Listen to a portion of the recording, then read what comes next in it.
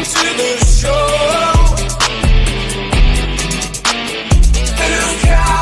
Oh yeah. Welcome to the show. Yeah. Okay. Everybody, it's time for the show. 2 count, we about that go. Best in the Midwest, and we up next. Go and ring the bell, rest, cause here we go. Comedy meets wrestling. Yeah, we doing our own thing. Squared circle and a microphone. 2 count on everything. Can you smell what we're cooking now? Other shows, they ain't got that style profile. And while we strut, arm raised with 2 fingers up. JR, Big Ace, Tommy 2, they something else. This show be dynamite. Next level, top shelf. I'm like, ah. Welcome to the show. 2 count. Welcome to the show.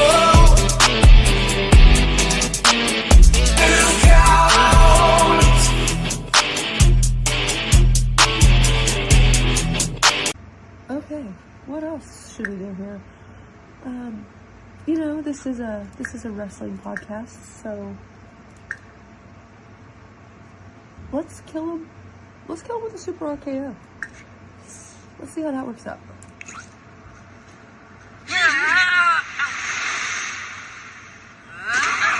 Oh my god. That one felt good, actually. That one was nice. I liked that one. When art imitates life, Tom's dead. Was that a Target bag or something? What? Like, I saw a Target, like, by On his the head. video? Yeah. Was that not just blood? Yeah. Was it blood? Do we need to watch it again? I think maybe. Okay, what else should we do here? This is a wrestling podcast, so let's kill him. Let's kill him with a super RKO. Let's see how that works out.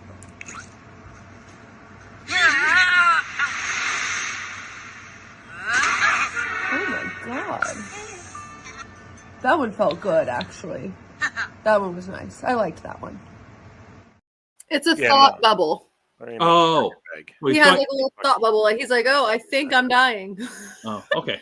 It was the inside of it was like a person with red, so he hated me. So that meant we became enemies. But he died, so it didn't matter that he hated me. Well, anyways, Tom's dead, so Tom Memorial Show. Mm-hmm. Rest in peace, Top Shelf. What was your favorite Tom moment? Murdering him.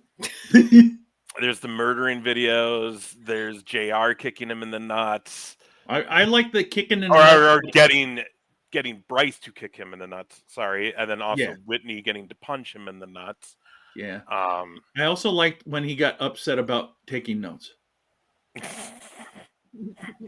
Were you there for that one, Whitney? I don't think you were. Oh my gosh. Tom was having a bad week. Tom was pissed. Anyway. Either way, though, all funds from tonight's episode will go towards a nice dinner for the 3 of us. Don't you dare say we're doing something nice for Tom. I'm leaving right now. Let's be honest though. Tom has done some nice things for the show, not necessarily for us individually, but he's done nice things for us individual. Or I mean, for whatever. See, you can't even lie about it. You can't. You're not giving a eulogy. Words are hard. I know. And you're a comedian. You can't even lie about that. Actually, you know what? Actually, I did a show on Saturday, and I did 2 new chunks of stuff, and they were not good as they came out of my mouth, but the audience still laughed. So I don't like that when that happens. I got a text this morning at 6:00. Please, you're not going to do any of your regular work. You have a special project. Everybody knows I got another job other than being a comedian. And so I was not allowed to leave the house until the training for this special project.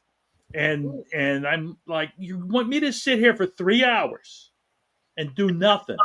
So anyway, that's why I'm a little pissy, because now I'm late and I was rushing to get back in time. Tell us about the cat show. What the fuck was all of that? I I'm just talking. Okay, yeah, no, hang on though. Cat show. Whitney says she went to a cat show. I need to Yes, know on about Saturday morning, I went to a cat show. It's exactly what you think. They had like over 50 different breeds of cats, and they had like costume contests and like best of show, and they had like obstacle courses, and there were tons of Maine Coon cats, like huge Persian cats, really ugly ones, all kinds of just different breeds of cats. Like the ones with the really skinny faces, they look like greyhound dogs. Oh my god, they were the weirdest looking cat. Egyptians or something. So weird, but there were some for sale. How did you not come home with a cat? I had Lane. Okay, listen, he told me no. We have 4 cats. We're not getting any more. And then on the way there, without me prompting him, raised his bank limit, for withdrawals. And I was like, I'm getting a fucking cat today. And I had one picked out. It was a $500 cat. I turned and looked at him, and he's just like, I mean, if that's what you want. And then I just felt like, no, Whitney, you have 4. You cannot have another cat in your house. So I backed out. I got scared. And now I regret it. I complained about it today. And he's like, I would have let you get it. And you said. You fucked up. I did. I could have had a cute little precious little baby kitty right here, right now. You fucked up. You fucked up. You fucked up. What was the best cat costume? Kitty. He's like, why are you fucking looking at me? I don't know. There was so much. And like, so they were all like owned by people, obviously, like pets, like house cats or whatever. Oh my god, the Bengal cats, the gray and white ones. Beautiful. But a lot of the people were really like stingy and wouldn't let you pet them. Really? There were quite a few that did, but there were more that said no than not. It was, there were a lot of like, so Elsa, when I got her, I stumbled onto her. My mom knew someone that had a bunch of their cats had kittens. Elsa was one of them. I picked her, came home with her. And when I took her to the vet, my vet was like, where did you get her? And I'm like, oh, one of my mom's friend. And she's like, well, how much did you pay for her? And I was like, I didn't. And she's like, you didn't pay anything for this cat? And I was like, no. And she's like, well, she's a ragamuffin, which comes from like the rag doll cat. And as a kitten, she could be anywhere between $1,000 to $3,000, depending if she were papered and shit like that. So I like dumb lucked my way into this beautiful creature. But yeah, so I was there. I was like, I want to see if that's like, is she really? And my God, all of those cats, like the rag dolls, they're just not as like fluffy as she is. So I don't know what part of ragamuffin. I don't know where it comes from that she's fluffy. But the rag dolls, they were still long haired, but she's just so like majestically fluffy. Like, I don't know. She's like luxurious soft, whereas like they were like more like puffy, long haired, if that makes sense. I was like, oh my God, I got to train Elsa. She can come up here and just be an award-winning kitty. Kitty. They have to stand properly and all that shit, right? Yeah, and then like the people, like when they do the contests, like there was one, the lady would have like a toy and she'd have them stretch like all the way up this like cat tree, so you could just see how big or like how fluffy some like the Maine Coon cats when they did it. Holy shit! I want one. They're like $3,000. Aren't those the ones that are like 50 pounds? Yeah, they're huge, like the size of a small house dog. Yeah. I don't like dogs, but I'll take a Maine Coon cat for sure. My cat's already big like a dog. Yeah. Well, you should have in these contests here, okay? Yes. Discount, win us some money. Well, like, was it a shitload of people? Yes, it was packed. It was my kind of people, just like I love it. Odd group. Well, and they like had vendors, and you could buy like crazy cat lady sweaters and stuff. And there was one I wanted so bad, a cardigan I wanted so bad. It was like $50, and I'm just like, I'm not spending $50. Yeah, but you didn't come home. Wait, you didn't come home with a sweater or a cat? Anything. No. And then they had vendors there for like you know how people make the cat trees and stuff. Yeah. There was one there I wanted so bad. It was $3,000, and it was a fucking castle, and it had a swing and like a little hammock, and I was like, perfect for Elsa. Elliot and Elsa deserve this. Yeah. $3,000. We deserve this. Like, yeah. But where am I going to put it? It was huge. Like, where am I going to put that? Can't you put it in the backyard? I don't have a backyard. I have a little bit of side yard. That's it. I do not have a lot of yard. Put it in the side yard or put it on the roof. Let the cat put it on the front porch, huh? My cats are inside cats, though. I know. They'll learn. Well, Just gonna anyway, put it right in folks. the middle of my kitchen. I don't care. Folks, we have a fantastic guest tonight in place of Tom. And everybody's happy about that, right? So our guest this evening is a comedian that I've known for a bit. He is one of the co-founders of WolfDog Comedy out of Mason City, Iowa. He is, maybe some of you that are watching know him as JB Grizzley at Social X Wrestling. We're very happy to bring on with us this evening Mr. Justin Paulsen. Justin, how are you? Oh, we got you muted somehow. Is that better? There we go. All right. Hey guys, how we doing? Hello. Ladies and gentlemen. Whitney, good to meet you. I know these other Good two to meet dudes. you. Yeah, absolutely. So we're excited to have you with us, and it's so interesting that you are getting involved with Social X Wrestling, and Ace is also involved, and it's beautiful how everything kind of intertwines. It's the coolest. It really is. It's so I mean, I kind of had an idea. Like, I know a lot of fellow comedians that are wrestling fans, but I had no idea like the real connection, especially between indie wrestling and comedy. At least in Iowa, for sure. It's kind of mind blowing a little bit, to be honest. Well, it really is, because it's like, as you recall, when you're starting out in comedy, you're scrounging around and you're like, hey man, I got paid $20. And it's the same thing with the guys that are starting when the boys are out starting with promotions. Yeah. And the only difference is we don't have to get our butts kicked when we do it. So it's true. Yeah, I'm finding a way to not get my butt kicked on either direction, to be honest. We're working it out. But JR, after a good night, though, you still look like you got your butt kicked. I always do. Just getting out of bed for you. Shut up now. Come on. So Justin, we ran into you also down at the Hall of Fame in Waterloo. Yeah. Mm-hmm. So how long have you been a wrestling fan? I can see you got some great posters and pictures on your back wall. Yeah. So it's kind of I'll give you a 2-part chunk of that. My first introduction to wrestling in general is some of you guys might know this, but here in Mason City, I didn't learn this till I was in my 30s watching an Eric Bischoff documentary. But the first show Eric Bischoff ever produced was in Mason City at the fairgrounds. Actually, Ace in the room we're doing next month for the Youth and Energy Cup. And my dad took me. I was 6 years old. We saw the Rockers. We saw Chief Jay Strongbow. We saw Larry Zbyszko.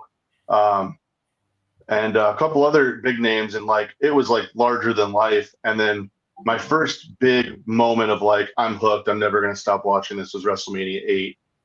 That was the first pay-per-view my mom let me get. And you know what, it was either WrestleMania 8 or the Survivor Series right before. I forget which one was first, but like Survivor Series, if you guys remember when Mr. Perfect turned on Flair and Heenan and went with Savage, and it was like Razor Ramon and Flair, weird tag team against Savage and Mr. Perfect, mid-card tag match. But the way Heenan put it over on the mic was like, as an 8-year-old, I thought it was like the biggest thing that ever happened in the history of the world. And like, that was the moment I was like, this is the coolest form of entertainment there's ever been ever. And I haven't stopped since. I just turned 40. So Nobody better than Bobby Heenan. It's true. That's just funny, and that fucking sucks because it's cool to hear that lineage in a building like that, and I'm not going to be there. So oh no shit, oh that's a bummer. That's the one show when they gave me the dates, I was like, yeah, that's sorry man, that's a holiday week. I got the same vacation I take every year that weekend. Gotcha. I will tell you this, I am so fucking upset and just gutted that I had to pull out of the show on Saturday. Oh yeah, man, we missed you, man. We had Masters there. We had the first ever women's match in Social Act history. That was a total curtain sellout too. All the boys are up at Gorilla for that ladies match. It was a pretty cool, kind of, no one was talking about it, but it felt like a pretty big moment, kind of, even though it's only our third show, but still, first ladies match. It was, and they killed it. They tore it down. It was pretty great. Yeah, you had the perfect girls in there, the Hale twins, who we know very well here on the show, Briar Hale. both of them there though, because you know they're up to that fucking I- foolery. Those girls, Right. I had seen them work, but I got to meet them this last weekend finally. So I got to meet a lot of people I'd seen work before. I was marking out pretty hard in the locker room. Yeah, no, the Hales. We've been around the Hales for a few years now. We love the funny thing is, I was JR. We had them on, like what 2 years ago? Yeah, now? I think 2 years ago, and then they got on, got to do what was it, dark matches on AEW. Well, what's just crazy about it is I was talking to them at our Madhouse show last month, and I was like, we need to have you two back on because they were so fucking green on our pot. And I told them, I'm like, you guys, and they were like, yeah, we were. And I'm like, now you guys are you found your groove. Like, we need you back on where you guys are actually going to fire with us on the show. Because they've grown so much, those two. And then Blair Onyx is just a fucking indie Midwest fucking star. We've seen her at first many years. Big fan. She was much nicer than her gimmick would have suggested when I got a chance to talk to her. I was like, you're not so spooky at all behind that. Yeah. Again, dude, I'm so mad that I had to miss that. Bryce was on that show taking on AK for the Youth and Energy Cup. And fucking Chris Masters, JDX, main event. So, yeah. What was really cool for me was we were kind of, with all, like you said, like all the kind of last minute changes and everything with the card. They weren't super sure what they were going to do with me for that one. And what we ended up doing was I did a lot of the locker room promos. We had an iPad set up, and I was getting a lot of pre-match and post kind of Mean Gene style promos. And that gave me a really good chance to meet a lot of the boys and girls and kind of get my feet wet a little bit. And I didn't get to do anything out on front of the house, but it's weird for me. Like John was saying, it's like I've been doing comedy so long that it's kind of old hat now, and I'm being the new guy is very strange and different for me, and I want to jump in head first, and I can't stop messaging Jason and be like, what if we did this and what if we did this? And he's like, slow down, man, we're good, we're gonna take our time. But I'm just so excited. Like, I love comedy, but it's been a dream to get involved with wrestling somehow, before I kick the bucket. But what DDP started at 35, I can start at 40. It's fine. I don't plan on taking a whole lot of bumps. So when you got involved, and do you feel a little timid in terms of not knowing everything yet? Like, because that's how I felt when I started in comedy. It's kind of how I'm like, I don't want to disrespect what these guys that have actually trained are doing.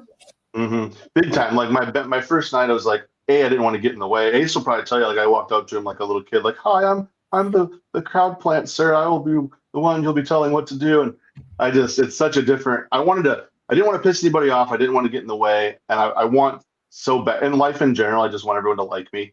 You know what I mean? I have such a complex with people not liking me that I just, like, anytime I show up, I'm like, trust me, I'm fun. You'll find out. I look weird, but I'm fun. You guys will see. Trust me, I'm not a weirdo. It's like, I feel like Wayne's World. It's like, I'm totally not mental. I can hang out. It's totally cool. But yeah, it's, you learn. And I've been asking a lot of the guys, what's a good way to get over with the boys and be liked. And I'm finding out that the rules to the locker room in wrestling is similar to that in comedy. And I wish I could remember who told me this when I first started comedy, but he said the 3 best rules to follow are be good on stage, be professional off of it, and be a good hang. And everything else will fall into place. And I'm finding it's kind of the same thing with wrestling. Sam Stackhouse from GCW was on the show too. What a cool dude. That guy, I got to sit and chat with him, for one of the nicest guys I've ever met. And that was the advice he gave me, was like, just be cool. Don't give anybody a reason not to like you. And everything else will just kind of fall into place. So I'm trying to take it slow. Like I said, only 2 shows in, but I'm loving it. I want to just jump in head first. It's the funnest thing I've ever done. Awesome. So you know Tom Chillstrom, yeah? Yeah, actually, Tom. We're me and Jake's home club is the House of Comedy, so we see him up there quite a bit. He gave me this a long time ago. Excellent. So as soon as I get a decent denim jacket, this baby's going on it. So. Well, the only reason I ask is because we're very happy that you were able to come to his farewell show, as he's dead to us. Yeah, he's dead. Yeah. Good. Well, any details or? Oh yeah, you want to see? I will show you. Yeah. Today we're going to utilize The Sims for what it was created for, and that is me killing Tom. My game. Lots of mods. Let's see what we can do. Extreme violence. Let's do a firearm murder first, maybe. Don't be nice to him. Let's just shoot him and just see what happens. No, we don't want to be friends with him. At all.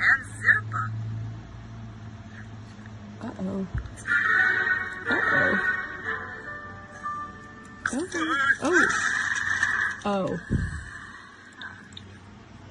Oh. Oh, that was a lot. He's just dead in the bushes. I'm dying. Wow. The Sims I have want to feel on evolved my so hands much. at work. That's amazing. This is Whitney's life work.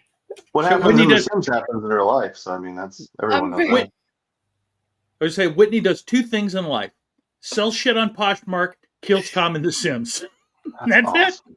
I'm just very proud of how similar to Tom the Sim looked. I did really good at building him, Yeah. just kill him a lot. Yeah. The obnoxiously orange hair was really pretty spot on. It was. Yeah, yeah, it looked just like him. I put his headshot on Facebook and was Yeah. just like picking Your it. your Jay Uso did look pretty good too.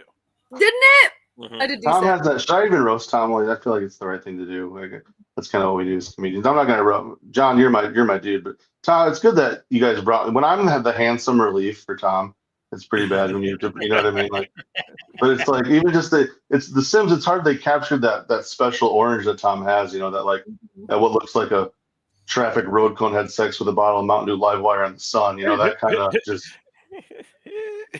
I love Tom. I'm kidding. He's a good dude. He's dead now, so we can. It's fine. Yeah, no, he's fucking. Yep. It's fucking hilarious. The funny thing is, I meant to play the axe, not the gun. Yeah, Oh, there's other scenarios. That's awesome. he died a lot. That's fair. He Well, seems like the kind of guy that would keep coming back when you didn't want him to. You know? Well, if the fucking gods allow for timing. Anyways, that would have been perfect. He would have just Oh my god. right there been like, oh, fucking spot on. Anyways, how did did you tell me you were a comedian like that? The other thing is, fucking A, Justin, when he saw me in Albert Lee, I was fucking fighting a sinus infection. That's right.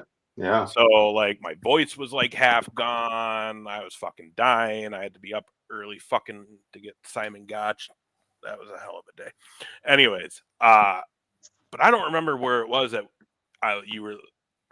where we made the connection that you knew JR. Yeah. So my buddy that I created, Big Peterson, has a history with Goonies in Rochester, and when he started comedy about a year before me, and when that was kind of the closest club at the time, and if I'm not mistaken, John, correct me if I'm wrong, that you guys met at Goonies, correct? Yeah. Yeah, and Jake I started about a year later. When I started comedy, I played in like shitty garage bands all the way through my 20s, and Jake Peterson did 2 different bands, and that's kind of how I knew him. And I saw when he started doing comedy in Mason City, there's the Funny Bone in Des Moines, which is impossible to break into, and then there's a few clubs in Minneapolis, but we're 2 hours away from either one. And at the time when he started, there was no comedy in Mason whatsoever. So he bought a PA system and would just go to bars and be like, "Can I just set up and do my stuff? And I'll put my tip jar out." And sometimes they'd say yes, but sometimes they'd say no. And then he would come up to Goonies, to do open mics. And about a year into that, I saw kind of on his Facebook that he was doing that. And comedy was kind of just like a bucket list thing for me. And John, you know how it goes. It's always the guy someone told us funny. You should try it. Well, maybe someday. But I asked him, I was like, "How do you get into this?" And he's like, "Just come open for me. You don't know unless you just do it." So I obviously already had a bunch of jokes written in my phone for that just in case day, and I didn't tell anybody the first time. I didn't want any sympathy laughs. So I was like, I want it to be real. And if I suck, I want to know. You know what I mean? So, and I probably did. They probably did. They were probably way nicer to me than they should have been. But I fell in love with it right away, and we started. In the last 8 years now, there's we have the North Iowa Comedy Festival. There's 3-4 mics in town every month. There's comedy's like a real thing around here, and we just built it from the ground up. It's pretty cool. Nice. And that's That's a really long way to answer how I know JR. That's no, well, but it's kind of it's funny that you say that because you were talking about like going on stage for the first time doing stand up, and like JR literally signed me up and didn't tell me. Oh, I wasn't going to do it He because kept I had putting it off. He kept putting it I off. put it off week sometimes you after gotta week. nudge people. So like I wasn't ready to do it, and all of a sudden they call my name, and JR's like, "Either you're gonna fucking do it or you're not." And I was like, "Fuck." So it's an open mic, I assume. Yeah, Yeah. Goonies. Yeah. No. My first show was it was the night before New Year's at a bar in Plymouth, Iowa, and it was just me and Jake, and he put on the flyer for. Again, he was green too. You learn as you go what to do and what not to do. But he put on the flyer that he was going to do 2 shows, one at 7:30 that was more friendly for kids or younger people, and then the adult show at 9:30. So when we got there to do the first show, and again, I've never done comedy. There was an entire 7th grade girls basketball team in the front row. 14 of them. I remember I counted several times. And they were no selling hard, like just stone faced. And I was making some what I thought were pretty good jokes. Like it was 12-year-old girls basketball players. Like, which one of you guys dunks? You know, they didn't think that was funny at all. And so that was my first experience. And then we finished the first show and kind of shook that off.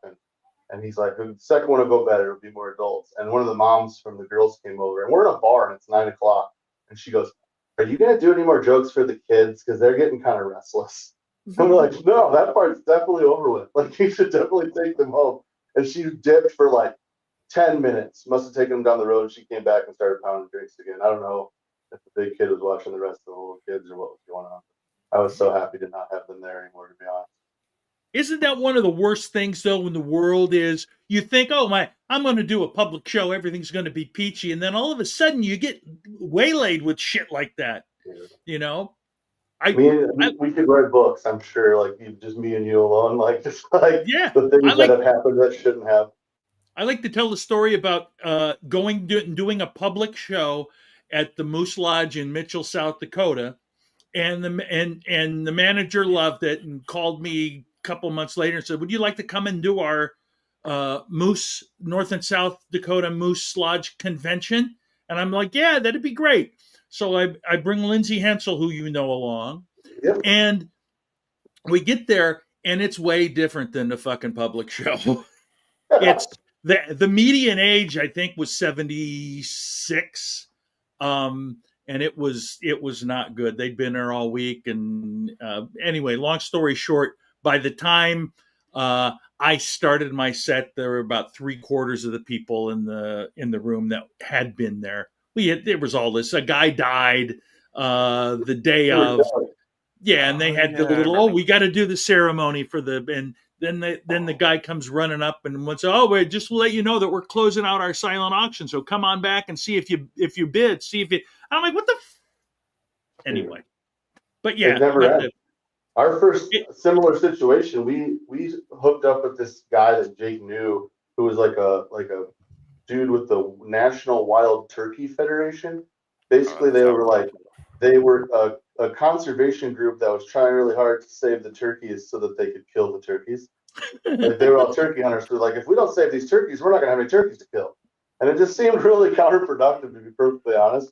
But they did these events like once a month, and they bring us in to do comedy after their dinner and auction, and they pay us like next to nothing. And like, we were green as shit, so we're just like, this shit. But can I say shit? I don't know. Okay, just making sure. But we would do these, and then we'd get there, and they'd be like, "So we didn't hire an auctioneer. Can you guys do that too?"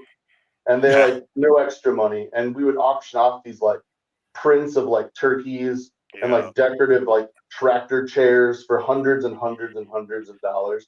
And they'd come up to us at the end with like this huge envelope of money and just peel out like a $50 bill. Here, you guys can split this. And we did like, they would tell us like, "You guys you're gonna get on the turkey circuit. And by the end of the year, we'll have you doing the Grand Ole Opry at the big national turkey dinner." And we were like, "This is it. This is going to be our shit. Turkey planet. This is our highway. This is our bullet train to the top. They're going to put a rocket ship on our backs, give us the big push. This is going to be awesome." It wasn't awesome. No Grand Op. Awesome. Oh fuck, dude. So what do we got on the wall back here? Yeah. So my goal, most of this is before I started with Social X. So my goal is to cover my whole wall with pictures of wrestlers that I've met. Some of them are from like the Waterloo show. I got Bob Backlund and I got Arn Anderson and Oh, I have that photo. yeah, and I got this was Justin Elberly, Ah, villain. A couple of the really cool ones though, like you can kind of see like this is from our show we did with Mick Foley, and nice. this is from our show we did with Honky Tonk Man. So Fuck that's kind him. of cool. Those are the kind of my prize ones, but we did a couple like those You did a storyteller show. shows. Wait. You did a show with Honky Tonk Man? Yeah, yeah.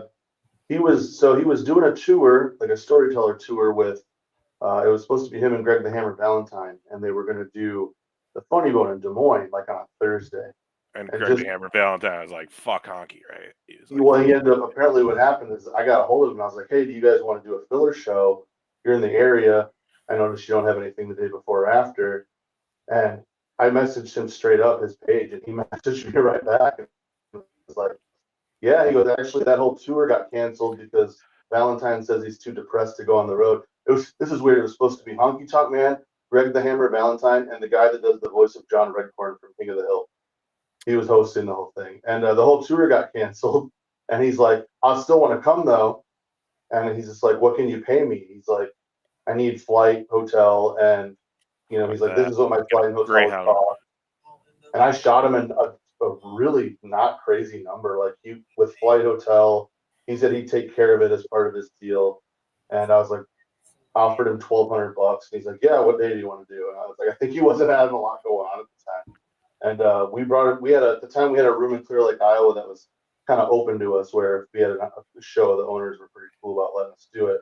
And we brought him in, and you hear all those stories, you see all those shoot interviews with him, and I was expecting like him to be like not very cool to us, but he was a sweetheart. He was so nice. He went out to lunch with us, had barbecue and shit, and like was like super cool. Went around and met all our sponsors, at like all these hokey people that wanted to talk to him. I will say that once the show was over and he had his money, he was like Wile E. Coyote. The road brother, like, he was gone. He's a professional, but you hear all these stories about him and like him talking about other wrestlers. Now it's like the whole weekend he was wearing a pair of pink and white Zubas, a Milwaukee Brewers a polo shirt, and a shark tooth necklace.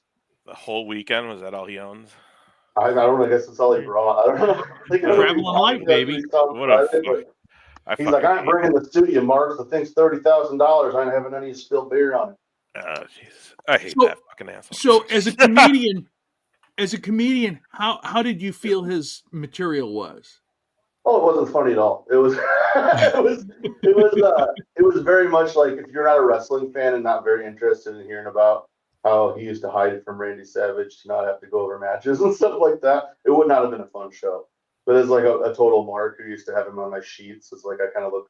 I mean, you're not wrong, Ace. I'm being pretty diplomatic here. I mean, I know who he is and what he's about. We just managed to get a good 36 hours out of him, I guess. I don't know for sure. I've said it before on the show that one of my greatest wrestling moments of just fandom history is I was smoking a cigarette with Larry Zbyszko and Nick Bockwinkel while we watched a promoter fire Honky Tonk Man in Rochester and him slamming his bag into his rental car and fucking peeling out of the fairgrounds. And those two just fucking laughing and they're like, "What happened there?" And I was telling him like, "Oh, well, me and one of the other radio guys, he yelled at us and then he denied to take a picture with the main sponsor's grandson." Oh, wow. I guess we looked out then, because those are the stories you hear mostly. Yeah. And can I just sidebar? Smoking a cigarette with Zbyszko and Bockwinkel, if you had to write a list of the manliest things a person could possibly do, I think that's like, it's got to be up there. It's got to be like top shelf. I think you should lead with that wherever you go. She's like, "Hi, That's a it's a fucking treasured memory. I'll tell you that much, man. Like the other show we did, the only other we did with Foley, and there's a million stories about that night, but the one that stands out to me is we rented a ballroom out at the back of this hotel, and it was like the lobby of the hotel, and then the restaurant, and then the ballroom. So you had to like go through the whole maze to get there. And after the show and the meet and greet, also the night of the show is the night Big E broke his neck. And halfway through the meet and greet, someone was on their phone. They're like, "Hey, Big E broke his neck," and Foley just stopped the meet and greet for like a half hour, and was like just texting friends and stuff to like try to find out. And everybody was cool about it. They understood. They could tell he was pretty tore up about it. But he finished the meet and greet, and he's like, "Hey, can you guys walk me back to the elevator? I don't really remember how to get there." And we're like, "Sure." So we walk him back through this closed restaurant that all the lights are off, and he's walking through, and he just stops dead in his tracks and turns to his right. And there's an empty box of pizza, or what I thought was an empty box of pizza. He opened it up and stacks up 3 slices and just kept walking back to the elevator. I was like, that's awesome. You're a Hall of Famer, and you're eating pizza from someone you don't even know. That's some things never change. It's fantastic. Fucking Foley's. Yeah, he's were you at the show at New Hope when he was there, JR? I was not at New Hope myself. No, I've done a lot of stuff up at New Hope, but Mick Foley was not one of them. Interesting. Yeah. So how big of a fan of Jey Uso are you? Me? Yeah. Oh, you want me to be just completely perfectly honest? Yeah. No, I don't. Actually, The eyes. It's very hard for me to differentiate how I feel as a wrestling fan with what is probably good for wrestling, because I see all these kids and they love them and they love the gimmick and they love the whole thing. And I promised myself I'd never turn into that old guy. This shit these kids like is so stupid. But Yeet is dumb as shit. It's just the dumbest thing that has ever been. And it sucks that that's what it took to get him over. You know what I mean? But like, and that part I agree with. I want to be like, good for him. But the cynical asshole in me is like, get that fucking belt off of him. Are you kidding me right now? Get him back with his brother. Get him back in the tag team division. And if it was me, if I was JSO and somebody thought that about me after working hard for 15 years, I'd probably be like, shut up, asshole. Let me have my moment. Like, he has to hate that, like, Yeet was randomly what got him over, too, though.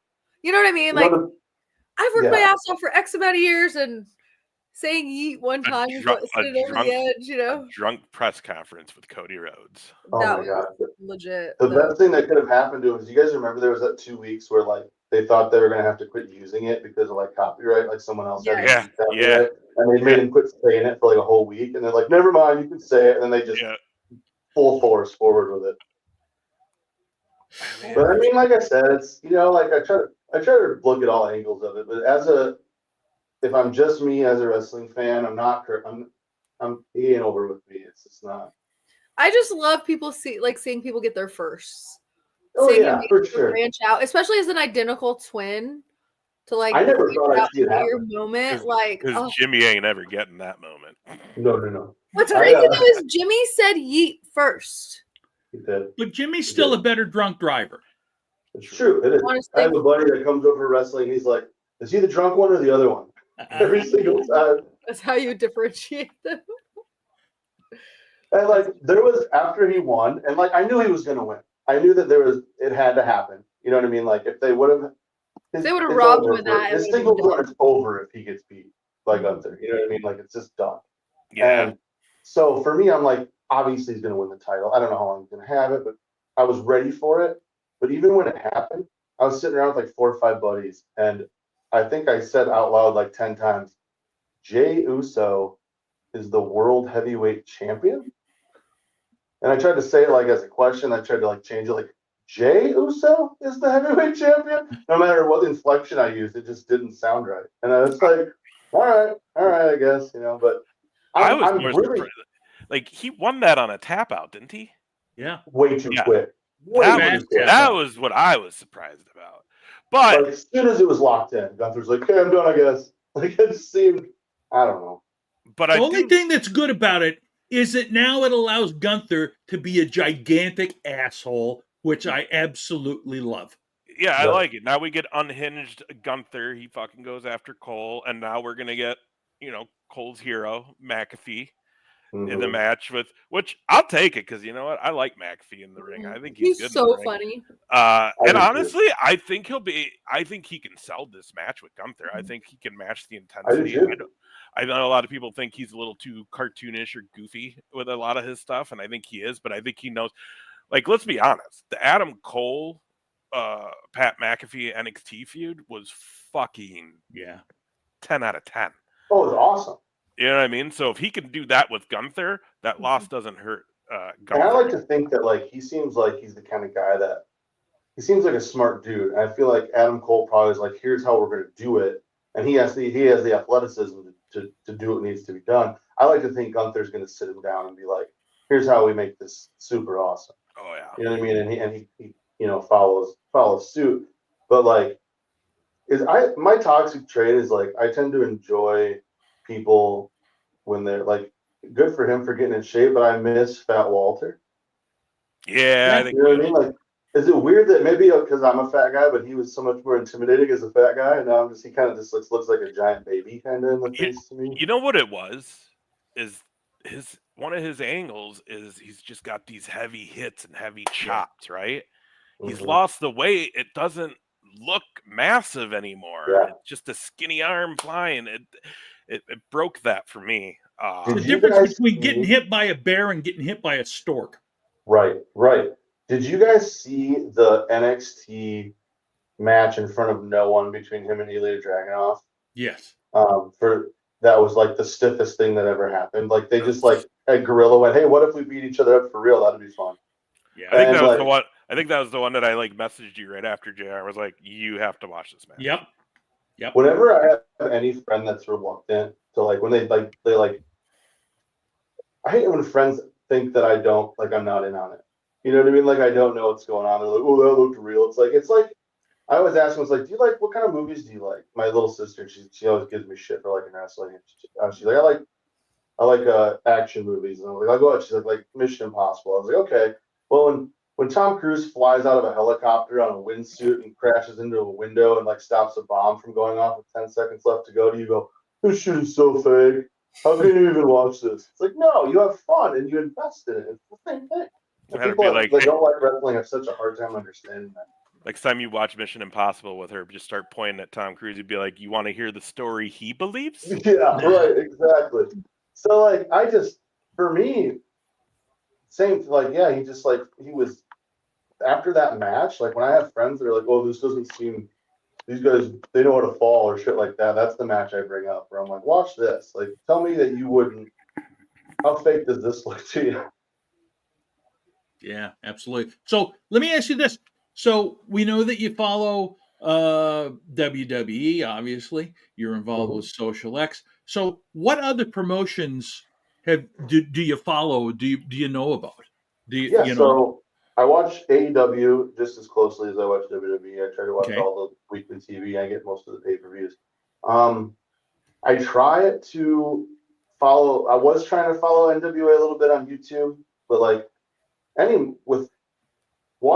religiously watching all of the WWE and AEW programming, like by the time you get through all of that in a week, it's so much wrestling that it's not for me, but my wife's like, can we maybe just turn on the Netflix and not put on wrestling for can we maybe like a little bit of Gilmore Girls? And I'm like, I'm going to be on a podcast for 2 hours tonight, which whatever the hell you want, and then it's NXT time. Could we just stare at a wall for like 5 minutes? Like, right. So like I'm interested, like now that I'm kind of getting involved with indie wrestling and I'm meeting a lot more of the boys and stuff, I think I'm probably gonna dive more into that too. Like I've been to a lot of Impact Pro Wrestling shows. I used to go to the shows they did in Algona back in the day where they had like a storefront downtown Algona where the ring vault cut 3 walls. Yeah, I saw called that the vault. Yeah, the vault. I went to a Halloween show there once. Nice. Those were some of my first ones, and then I kind of followed them to the Fort in Des Moines and went to a few of those. And then I always try to catch the Hall of Fame show. But like I said, now that I as much as I love highly produced wrestling, indie wrestling is so cool, and like the like just being a part of it. Even though like I got to build up the ring. I showed up early, got to carry ring boards, and I got to like hook bungee cords and hold the canvas out, and I got to watch Ethan Everhart tighten ropes, and he dropped a wrench, and I picked the wrench up for him, and I'm pretty sure we're friends now. And just like shit like that, where it's like I'm 40, but I feel like a huge kid, and it's just like I'm having so much fun. Pretty good. So tell me, how did you? And I'm assuming this is the name that you came up with, or did you work with somebody else on coming up with JB Grizzley? Yeah, that's me. So I realized that I know how to work a crowd. I know how to talk, and I also know that my knees crack if I look too far in one direction. So bumps were probably out of the question. And I told Jason, I was like, just I'm down for anything. Tap me however you want, whether it's backstage, whatever. And the more we talked, we realized that we could probably come up with a gimmick that would work as a manager or a backstage personality, or kind of just like a, like a plug me in where I kind of fit, depending on the show kind of thing. And I knew that Magnum Matt Miller had the heel manager thing handled. He's killing it. I'm like, but there's no super duper white meat baby face goofball, have a good time manager type gimmick and Social X. And I'm like, I started thinking about all the things I love about different wrestlers, and I'm like, I kind of want to I want to be kind of funny like R-Truth. I want to be kind of cool like Matt Riddle. I kind of want to be like Dude Love and kind of a goofball that thinks he's cool. You know what I mean? Like and it's like a joke, JR. It's like, like you write a joke and you think it's done, and 10 years later you're still adding tags to it. Yeah. And I'm realizing very early that a wrestling gimmick is definitely something that can evolve. And I'm trying to just really take my time with it, because again, like I said, I'm in a hurry just to do everything all at once. But as far as, I think the Grizzly part's kind of self-explanatory. I'm a big furry dude. And Jay, my first name starts with J. And the B was kind of a nod to like the different wrestlers where like, you can be a lot of things. Maybe like JB this, JB that, or and like also it's kind of like the anonymity of it. What's the JB stand for? It could stand for anything. We could do anything with that a million times over. You know what I mean?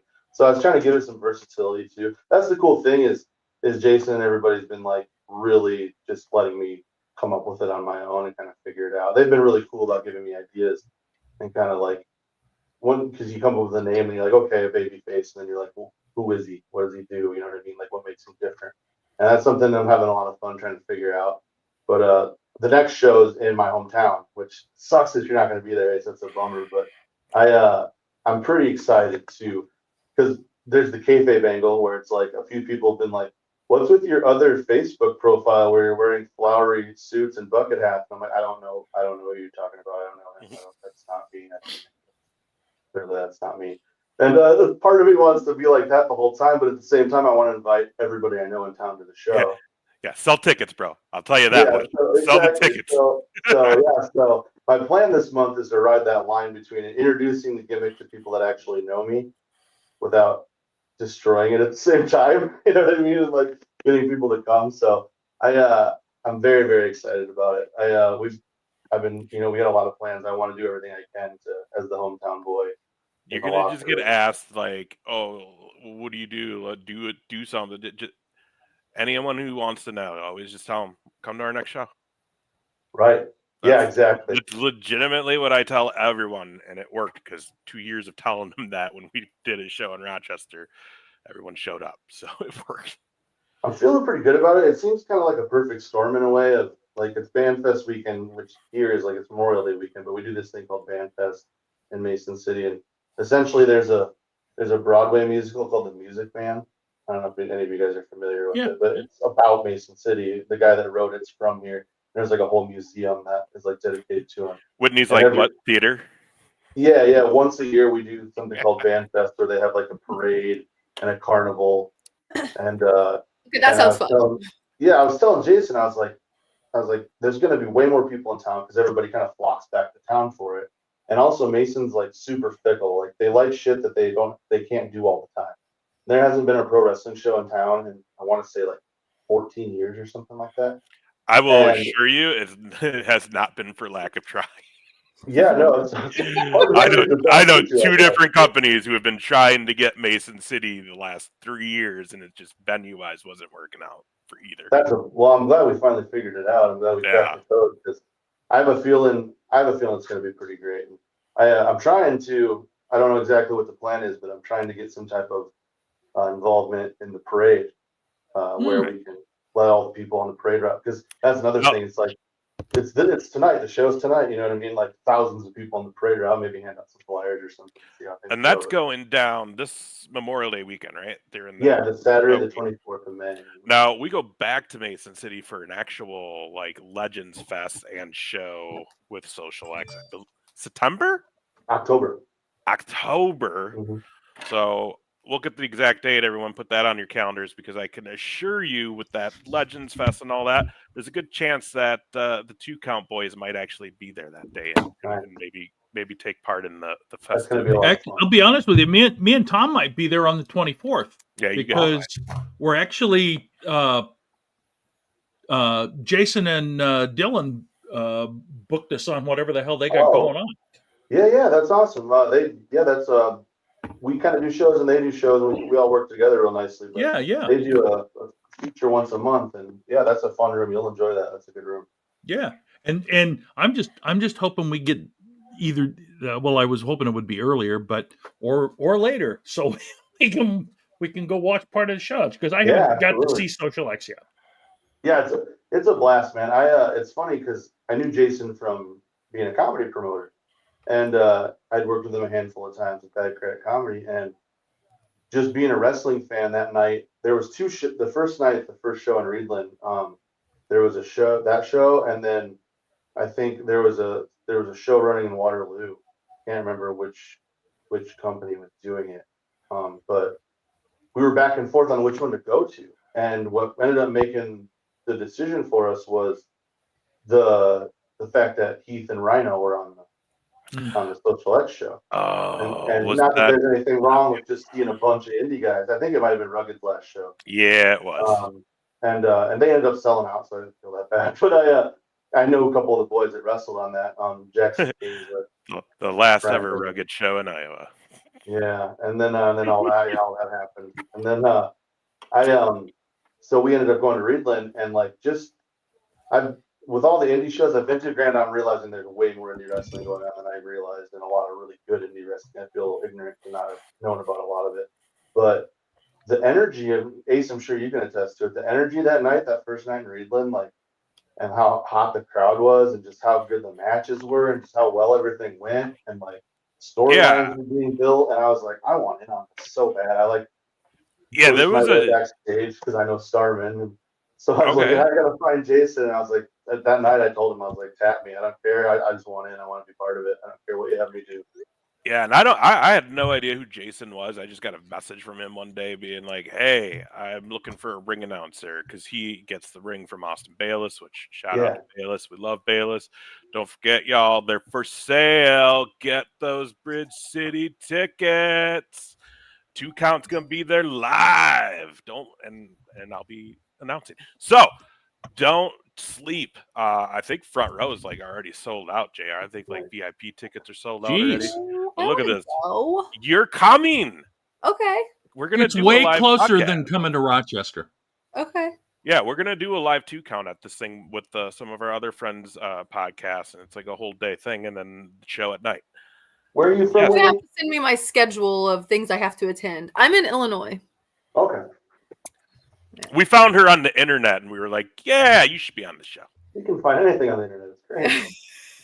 Literally. No, Whitney's a big fan, and I don't know. I did my homework. I watched a couple of you guys' streams because I didn't know for sure if it was going to be Tom and everybody, but I was impressed, Whitney. I watched a couple of streams. These guys give you a lot of shit, and you hang in there. I'm impressed. I had a feeling we would get along pretty well. You're muted, Whitney. Unmute yourself. She's saying horrible things about you guys. I said, fuck Tom. You know what? Glad he's dead today. Let's show Justin another video you made. All right. How else should we kill Top Shelf Tom? God, your sim character looks so angry, Whitney. Let's burn him with a flamethrower. That sounds exciting. Get it, girl. Do sit. She's already irritated. Oh no. Oh.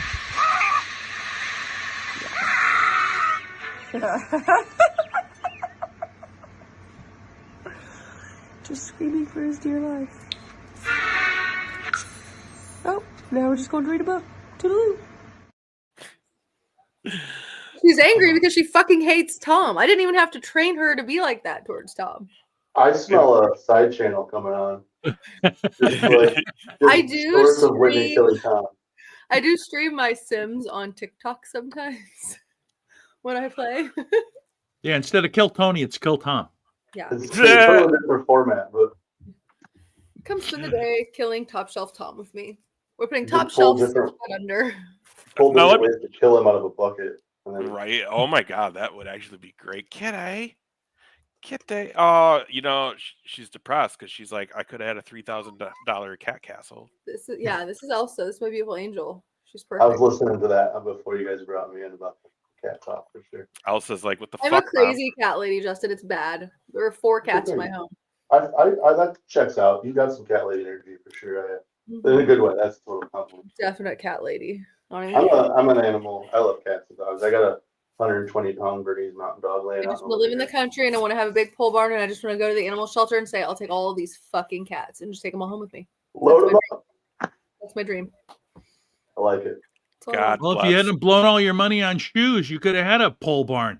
God, No, like these are my new rich bitch old lady shoes. I just feel like this is what rich old bitches wear and now I'm going to be wearing them. you gonna wear those in Madhouse? Yeah. Be careful you don't lose one in Tom's ass. If you do, and I have to talk about you at all on the mic, I'm gonna refer to It'd be you as worth that rich seeing old another- lady bitch. That's Yeah, the one thing that Whitney, I might need your help. The one thing with the gimmick is I like everything I got these outfits, these like shirt, short, bucket hat combos that all match in these obnoxious prints, but I only have like one pair of Grandpa New Balances because I have flat feet and I get tendonitis if I walk funny. I told you I'm a mess. There's no bumps for me in my future. But you might need to hype me up on your shoe game. I may need to get that. The shoe dealer. game. I love Send you shoes. pictures of all my gear. You can be like, let me know what shoes. Yes, I will find you all of the shoes. I sit at a gym. It's my job for 9 hours a day, and I love to shop for anything. It does not matter. I will shop for it. So, Her bank account says different, but oh, You gotta follow your dreams no matter what the bank says. this You is know. true. Shout out to the death dealer hanging out with us tonight. I saw that. Let me ask you this then, because all of us have had a moment at a show, you know, being a part of it, in on the circus, in front of a crowd. But you three, all very recent, right? All in the last year, because Whitney was a part of our Madhouse show.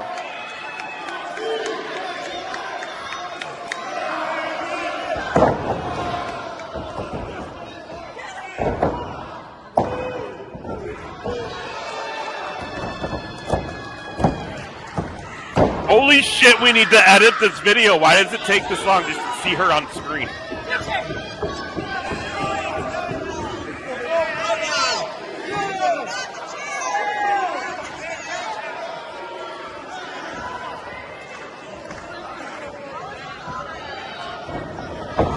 Shout out to Clark Billman.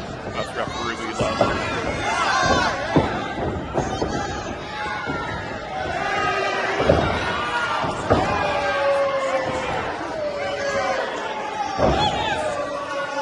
Look at Tom being stupid.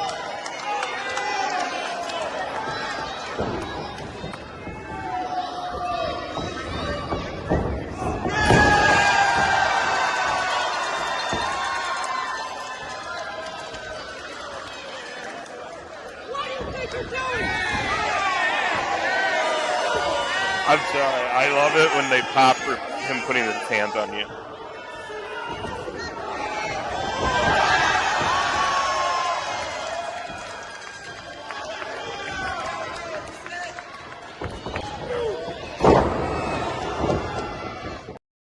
We didn't have to watch the end of that. I just like watching Tupu throw people around. That's I was so scared. I was so nervous. That's fantastic. You killed it. I was so nervous. As much as I've been around like indie shows and things I've gone to, I was like terrified.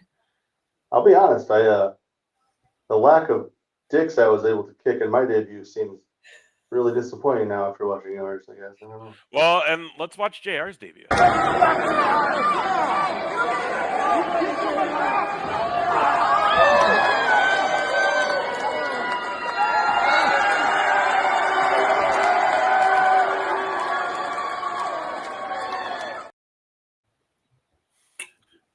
common factor here is everyone wants to apparently kick Tom in the nuts. Anyway, Tom's I got got a jobbed big out. old, big old target on those balls. It's like a So- rite of passage. so again, that's like their first time, and that's all in the last year here. So that's their first time getting to do something. Albert Lee, your first show. Like, what was that experience like for you being there, being in the crowd? Because you were a plant too, so you're sitting with all the other fans, and they Right. don't know that, like, because the whole thing is, he was my dude that night because I was getting picked on by Zeke Zishi because he's a fucking prick and was trying to take my shit away and fire me. So my dude had my back with the fucking megaphone. But did you get kicked out too? Yeah, so Zeke came out running his mouth and told you couldn't use microphones anymore, which is ridiculous. And I had the megaphone, so I'm like, shit, Ace. I'm like, use the megaphone, which worked out really well because the Vaudevillains were the next match. Mm-hmm. So you got to do the Vaudevillains intro with the megaphone, which is pretty sweet. And I nailed it. It took like 2 matches before the fans were like, we can't hear you during intros. And so you were like, screw it. And you started using the mic again. And that's when Zeke came out and gave you the boot. And I wasn't going to have my dude, go down without a fight. So I got on the megaphone, started running my mouth, trying to stand up for Ace. And Zeke's like, you're gone too. And security dragged me out the back. And we got back in though. Thank you. Yeah, we did. We did. So first time getting to be in part, and there was a pop, not a pop. When we were getting kicked out, there was definitely a boo. There was a crowd reaction, and then a pop when we came out behind him. So like, what's that like for you? First time getting, the fans in on it. For me, like, I'm such a team player. Like, I've been watching wrestling so long, reading dirt sheets so long that, like, it's naive to say, but like, in a weird way, I kind of like understand. Like, I feel like I got a good mind for wrestling psychology and kind of get the other end of it. I grew up as a mark and then smartened up, and because that side of it's always been really fascinating to me. As much as I do love watching the product, I really enjoy seeing how the product's made, and I understand the psychology of building up to whether it be a face pop or a heel pop, and I felt like with the multiple segments of like him coming at you, me helping you, and then him coming at you again and me helping you, and us both getting the boot. The crowd was so sick of Zeke at that point that what was cooler than the pop we got was the boo he got when he came out that last time. And I was just like, wow, we did that. I was like, through the night, we got these fans invested enough that by the third time Zeke came out, they wanted to kill him. They hated it. Yeah. And I was like, that was like team effort. Like, we made that happen from scratch. Like, they didn't know any of us or who we were when they walked in here. And by the end of the night, they were invested. And like, I felt really proud of that. I was like, that's really cool. Even though I was a small role in it, I felt like I was part of the team, and I was like, this is pretty cool. Like, I really enjoyed it. I'm glad we got to work together on that Ace. I will remember that for the rest of my days, not to sound corny. No, dude, it's a play. That's kind of the thing with all of us is like we've been around it. We've done the podcast thing. Well, Whitney's now doing the podcast thing with us. If Tom watches this show back, he is gonna be so sad. Pretty hard to watch stuff when you're dead. He's like definitely not gonna make. I'm sorry. I know we'll keep saying he's dead, but he's like definitely not gonna make it. He had a work event tonight, and I right away was like, "You drunk?" But then JR's like, "Don't worry, we have a good comedian on in your place." He didn't even respond to you, JR. Of course he's not gonna, because he knows it's truth. Truth hurts. Tom is a bag full of. Oh, he's a bag full of. Here's the other thing. Was it last week that Whitney fucking just killed him? Yeah, just fucking killed him on this show. So you I don't even know what happened. I don't even know why our beef got so bad, but he's just so easy to be a dick to, Like, he just deserves it. It's funny because we say this all the time, right? So Tom on this show is the douche. And by design, he designed that. Yep, he did. Gimmick. 3 of us, he is probably the kindest. If I'm 100% honest, Yeah, probably. I because wish my shit attitude was a gimmick, but that's just how I am in real life.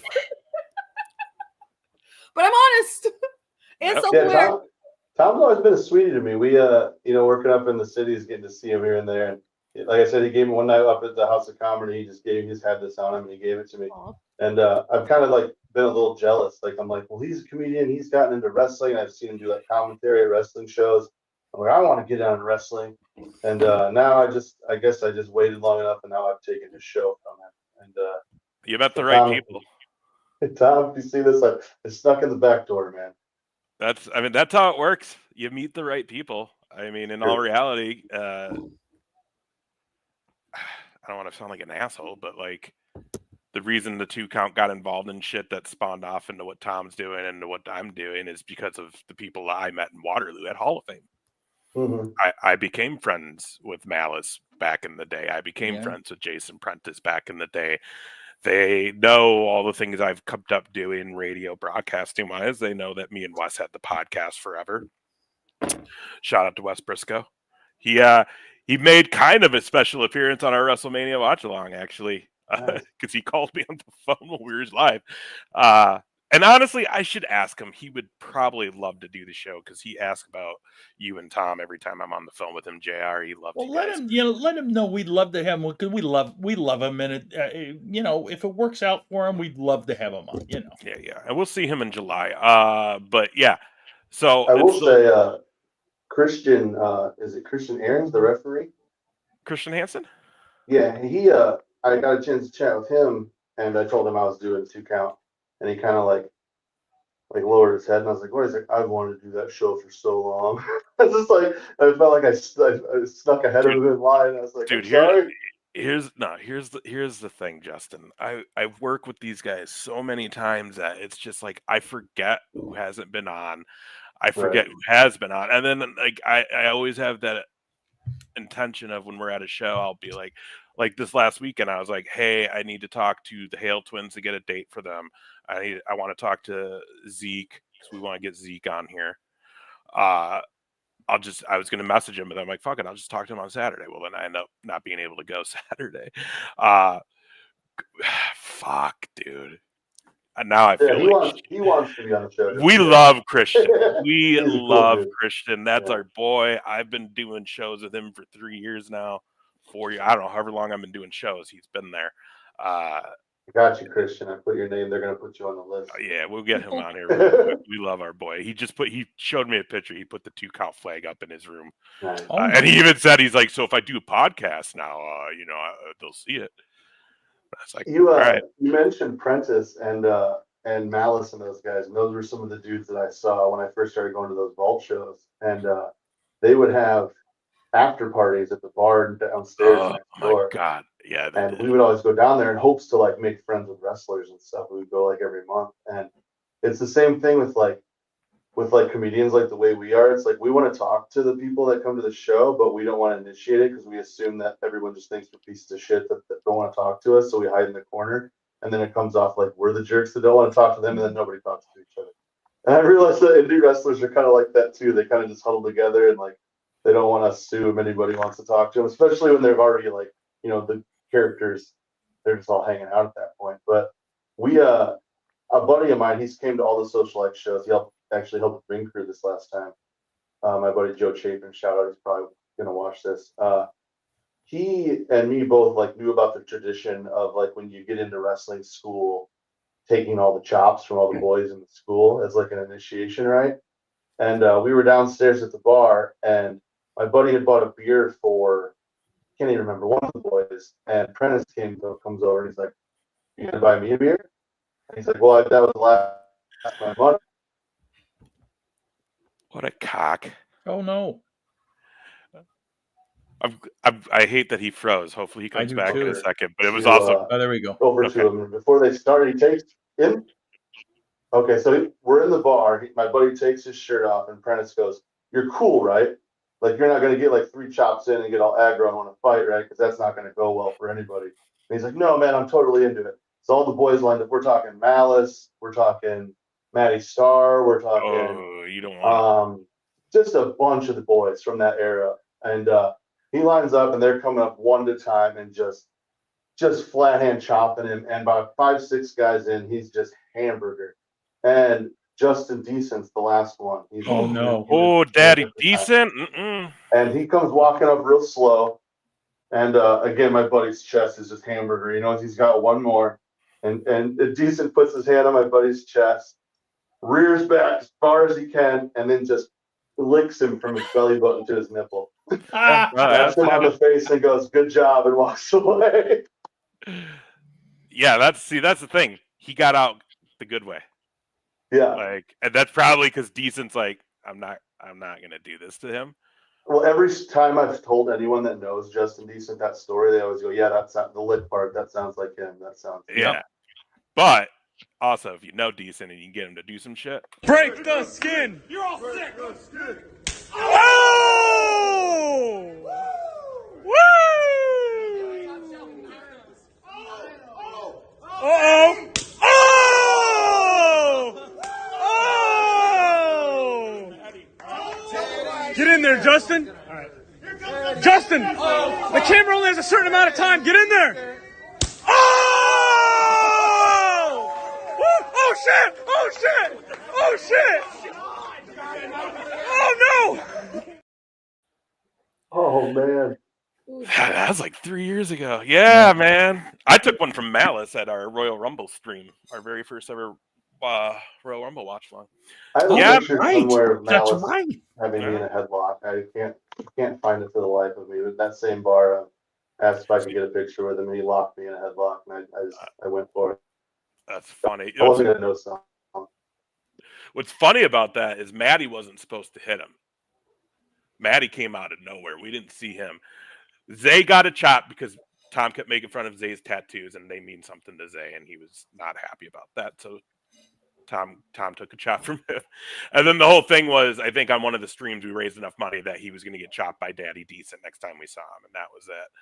Maddie just came in out of nowhere with the double chop. But that's because Maddie was at that Maddie point. He was still a yeah. little upset with him, Maddie right? was still. Maddie had a little heat still with Tom for real at that point because Tom came on here on a podcast. We had Maddie on because I love Maddie. Maddie's my boy.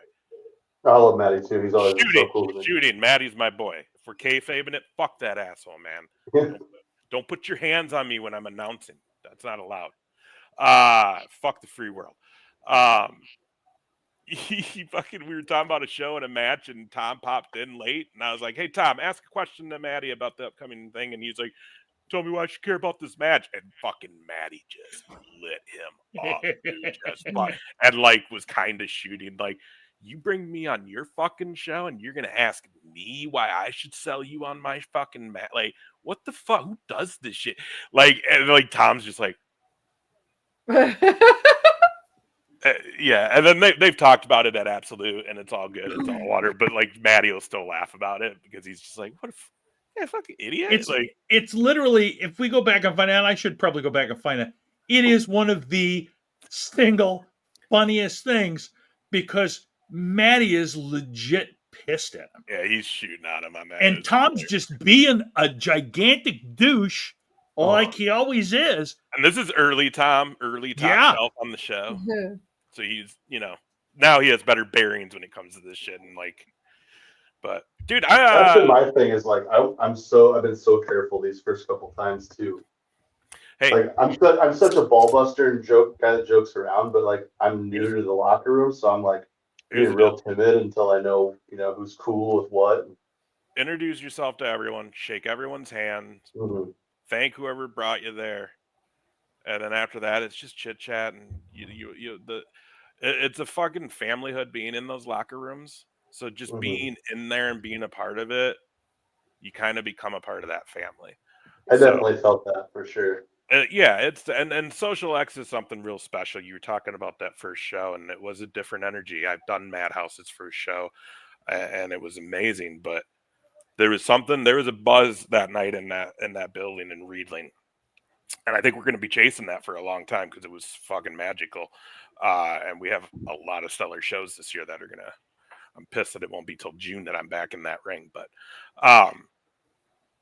June's going to be a crazy month, though, because we'll be back with Social X. But again, June 24th, you come here to Rochester, and we got Madhouse at the Chateau Theater. You're going to have JR here in the flesh. You're going to have Whitney here in the flesh.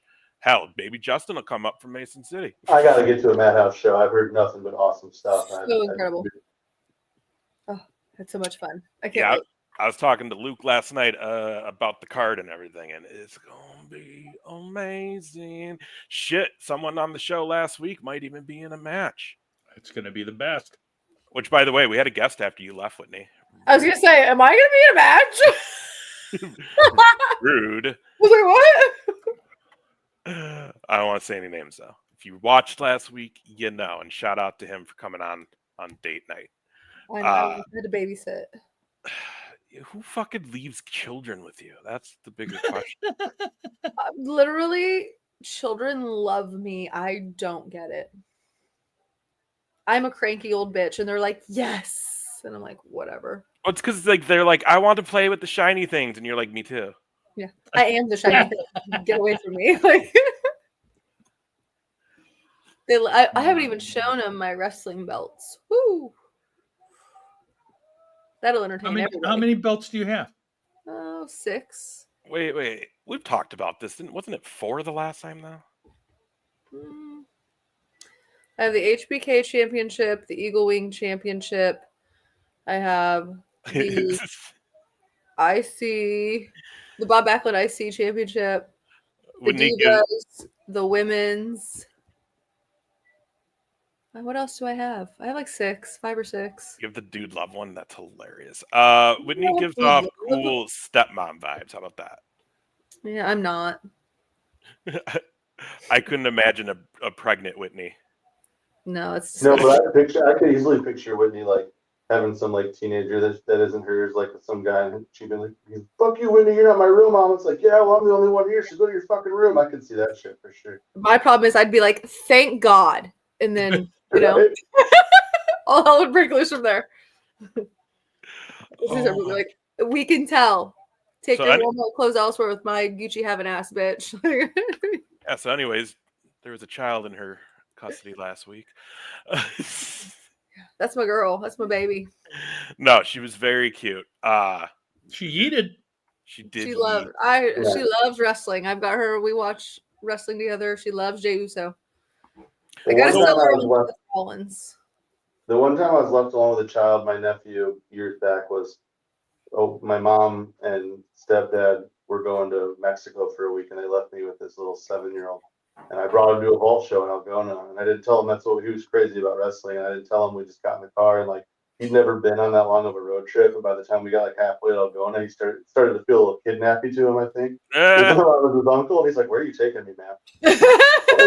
And we got there and walked in. He saw the ring, and he's like, "Is this like a real wrestling show with like actual wrestlers?" I was like, "Yeah, dude, real ones. It's gonna be awesome." So now, same thing. Don't leave me with a kid. I'll just take him to a wrestling show. That's hilarious. That's crazy that like all those people you used to watch in IPW are like all the people they're all the ones that got me in it. Yeah. As far as like working now, that's crazy. And it's like I don't know how much some of them remember me, like because I wasn't like part of it. I didn't even know. I injected myself into that, like those vault shows, and I would go downstairs and I would make them talk to me. You know what I mean? Like I've had so many conversations with Matty Starr against his will, probably, but he's always been cool about just sitting and shooting the shit with me, and so yeah, it's kind of cool that like now that I'm getting involved, I can't wait to like reconnect with a lot of the boys around the state now that I'm kind of a little more involved. Well, dude, and I don't know if I told JR and Whitney this, but James Jeffries has been announced for a match for June 21st here in Rochester. I did not hear it from you, but I did see it. James Jeffries is coming to the Chateau for Madhouse, and which is crazy because when he came just to watch the show in November, me and James were talking, and we both realized his very first indie show was at a bar in some parking lot at a bar that no one was at, and I was there. Like we were both there and never knew it. And there was only 15 people in that parking lot for this show because it was at the bar. He was so sweet. He was like one of my favorites. He was so sweet. I got to I be think there he's a for dick. like I think he's a dick. No. that whole year leading up to his when he won the title from Yeah. Decent at the Waterloo show. That whole year of like that was kind of when I was going, was that whole lead up to that Waterloo show, that year of vault shows, which was weird because they'd have Justin Decent at the belt and he'd work face at the vault because there were Yeah. so many kids, and then everywhere else he was working heel. So it was like it was kind of like that's an interesting dynamic for me too. Like Jackson King, his dad is a comic. Jared, I don't know if you know Bill Yep. Blank or not. Yep. We know Yeah. all about the Okay. bird boy. We've had Bill on with us, and Gotcha. Bill and Jackson both Oh. on with us.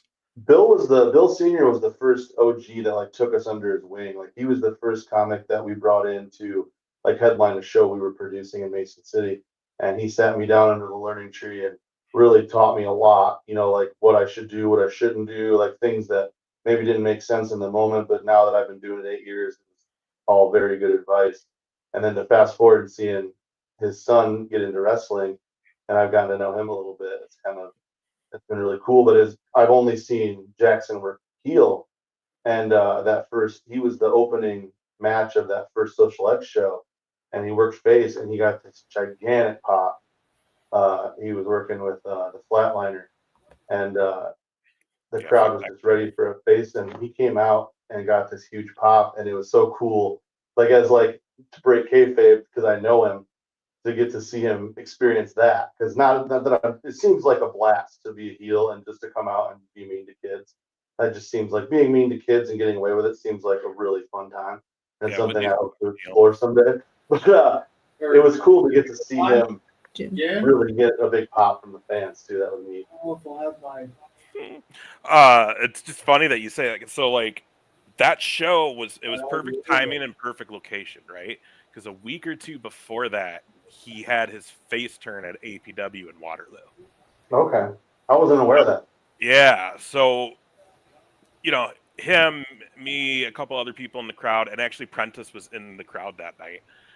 We all kind of knew like there was a chance he was going to get a pop, but even when he came back, I was like, "Fuck, man!" Like, but we then fast forward to our West Des Moines show that we had a month or two ago, and we'll be back May 30th, 31st. I think we'll be back with APW, which is right in Jackson's fucking backyard.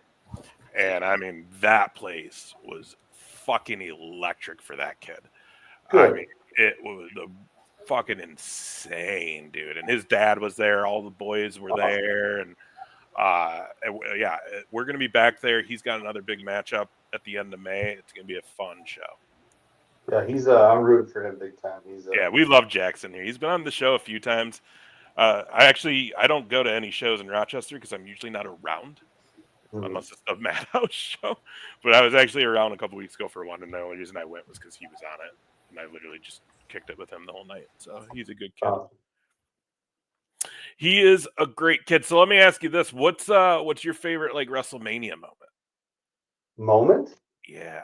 So I hate that this feels a little bit like saying like Green Day is your favorite band, but I was a huge Shawn Michaels fan. Like I said, my first ever here in Mason City, getting to see the Rockers, like I was instantly sold. And I was always as a kid, that's probably something I should look into in therapy, but always liked the heels more than the faces as a kid. Never was a Hulkamaniac. I was like the only one I knew that thought Ted DiBiase was cool. Like the way he'd shove money in people's mouths, or the way he'd like make a kid try to dribble basketball and he'd kick it away at 99 and laugh in his face. I'm like, that's so fucking awesome. I was like, that probably says a lot about the type of person I am deep down in my soul. But I always enjoyed the heels. I loved Piper's heel work, and I just didn't get into. I was never a huge Bret Hart fan. So for me, WrestleMania 12 is house divided. It was me and my mom rooting for Shawn Michaels, and my asshole stepdad and his asshole kid rooting for Bret Hart. And we sat on the couch and we watched the whole thing, and I was on the edge of my seat, and I just wanted him to be champion so bad. I don't ever remember being such a mark. Like nothing else mattered. Like screw math class and social studies. Screw asking the cute girl to the dance. It's Sunday night. Shawn Michaels is about to achieve the boyhood dream. This is the greatest moment of my life. So it's hard to think of anything that meant more to me, I guess, as a wrestling fan than that Iron Man match WrestleMania 12. That's fucking sick. I remember watching that match. We talk about it in this show because Tom likes to give a shit about it, but Whitney and I are both HBK Huge. guys, Or not to be. and Whitney and I both believe Brett screwed Brett. Brett screwed Oh, Brett. for sure. Yeah, no, he should have. My mom was also a huge Bret Hart fan, so we were also a household divided. Like I was like, "You were a dumb bitch." I mean, I did say that, but you know, like, No, she did. She was like, "You're a dumb bitch, mom." Yeah, Brett, he should have done business. They had no other choice. Man, that's I like that. That's a good moment. I just don't remember seeing that. Just being so young, like I remember. I mean, I've rewatched it a million times, but Really, I would have been like 11 or 12 years old. I'd have been like 7. How old are you? Oh, God.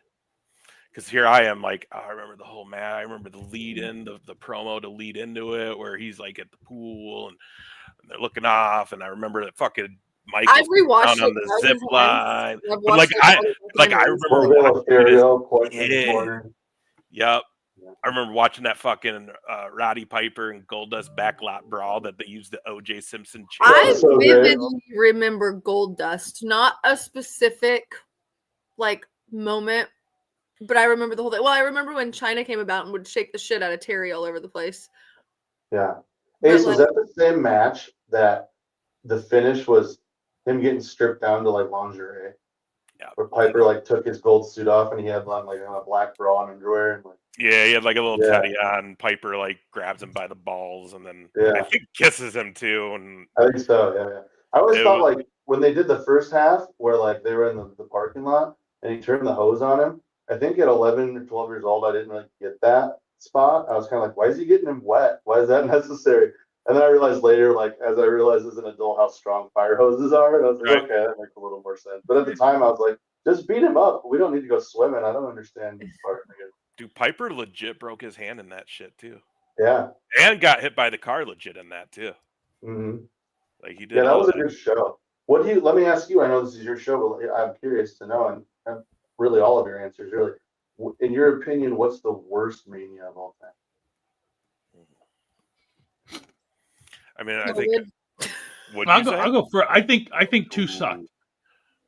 Okay, that's fair. That's fair. 2 was so compared to 1 that was like, I mean, because let's be honest, everybody knows that 1 was make or break, right? And then 2 was like, but they sort of didn't. It sort of was like they didn't know what the hell they were doing. The multi-venue thing was a real clusterfuck. Yeah. And the whole, and of course it goes back with the tech and all of that shit because it was super hard to watch. But to me, that was the worst one. I feel like date-wise back then they were running weird dates too. So I don't remember. Was it even a full year since 1 and 2? Because they've kind of blend together those first 2. Hey, Danny. Thank you, Dan. Brother. Appreciate you, buddy. That's going straight to that Top Shelf Memorial Fund. The Top Shelf Memorial Dinner. Yep.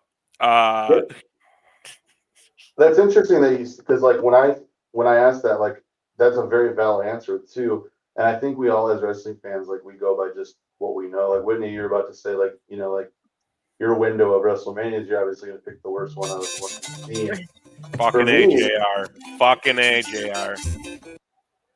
For me, it's 11. For my era of watching and like in my prime as a fan is 11. Like the main event was Lawrence Taylor against Bam Bigelow. And the salt and pepper performance and the lead-in was more entertaining than the match. And it was just. I remember watching that as a kid. Paper wasn't in that one. It was like the only redeeming quality was Diesel and Michaels. Yeah, I remember. What I remember is one of the chicks from Salt and Pepper like acting like she was gonna punch me, and they're holding her back, and I'm like, what the fuck is that girl gonna do? Bam Bigelow would eat her up. What is it talking? And then that was the return of the Warrior. One of the returns of the Warrior. Triple H against a Hunter Hearst Helmsley. Yeah. I love that version of Triple H. The OG. I loved that. Bow in his hair, Triple H. I loved that. Yeah, dude. I think that's a fair one to say. I think a lot of people obviously shit on 9. That's why they made a documentary out of it for the Vegas. Fun about it though. That was like the first one with like the real pageantry. It was, and if you watch that documentary, it kind of makes you appreciate it more. That was a really good little I think I doctor. was still an innocent enough kid during 9 that I wasn't able to be a cynical wrestling fan yet and realize that the actual card itself and the finish of the main event was an actual bullshit finish. And Yeah, I didn't, I was too young to realize what politics were and what Hogan was doing and why none of that made sense at the end. It's like, wait a minute. right. Yeah, or why he had a black eye. Do you think Savage really punched him, or do you think it was the jet ski? I don't buy the jet ski, but I don't necessarily believe it was Savage too. Like, I think at that time it could have been a few people backstage. Well, you listen to that commentary. Some of it, Savage is like, he knows what he did. He knows. Yeah, he right. did it. Yep. I mean, what if it was Brett? Right? He did it to fucking Vince after the Montreal screw job. What if he was like, fuck this? Fuck you. God, fucking Hogan. I knew I would get to this at one point. I knew I would get to this.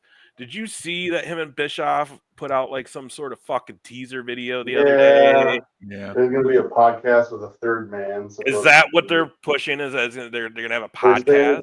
It's a podcast. It sounded like it's going to be like a Meltzer type podcast where it's like old guys just talking about how shitty the new wrestling is. And they did it in like the old black and white, like NWO promo style. And they said their mystery third man is a former champion and someone that's started the careers of many wrestlers. So what's it going to be? Flair? Fucking Vince. Flair. Who? I was It's trying gonna to be think of fucking a random Vince. Vince? Do you think, JR? Oh, man. Really? Yeah. Fucking why not? Those are two guys that made him. Hogan would do it for sure. I'd like to think Bischoff is smart enough that he wouldn't nowadays, business-wise, associate that close to him. Money's money, baby. But they can't be that much money if you're going to bring Vince McMahon and Hogan in on a podcast. Those are like fucking public enemy number 1 and 2. I don't know. I think people would listen. People would listen, but there's got to be somebody that's going to be paying them. Clearly, Hogan's got beer money now. How? I don't know. I've never seen the shit for sale. I haven't either. I wouldn't feel good about it. I've heard it's just whatever. Like, I don't think Vince is going to be around for a hot minute. I think everything is going to have to kind of clear up or go away. He's also walking around with a fucking cane and shit. Like, he's old Is as he? fuck. Like, there was just a picture like yesterday or the day before of him and Taker hanging out in Saudi Arabia. Yeah, and that was That what, could be like 100 different things, though. Well, and that was Was like it? a year ago. That was their last Saudi show out there. Oh, was it? The article I read made it sound like it was more recent. But No, it wasn't. But I mean, if he was walking around with a cane then, I can only imagine what he's doing right now. You know, especially because I'm sure he is trying to be like, hey, let's start this company. What if I do that? And everyone's just like, nah, man. No. right. Like, Well, you hear all those rumors of him starting another promotion.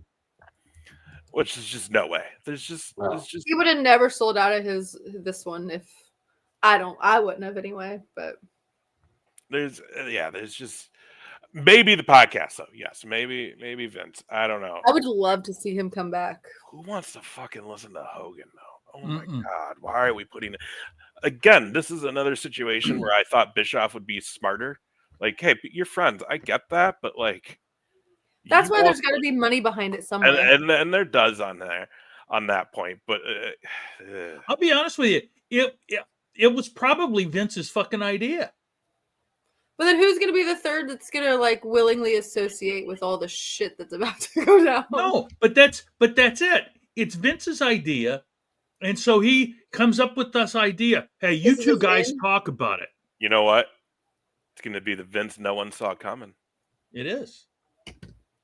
He sees Triple H on these shows doing these shoot interviews, and he's like, I know better stories than that shit. Ain't even that. It's going to be the Vince no one saw coming. It's going to be Vince Russo. Oh, man. Oh, God, yuck.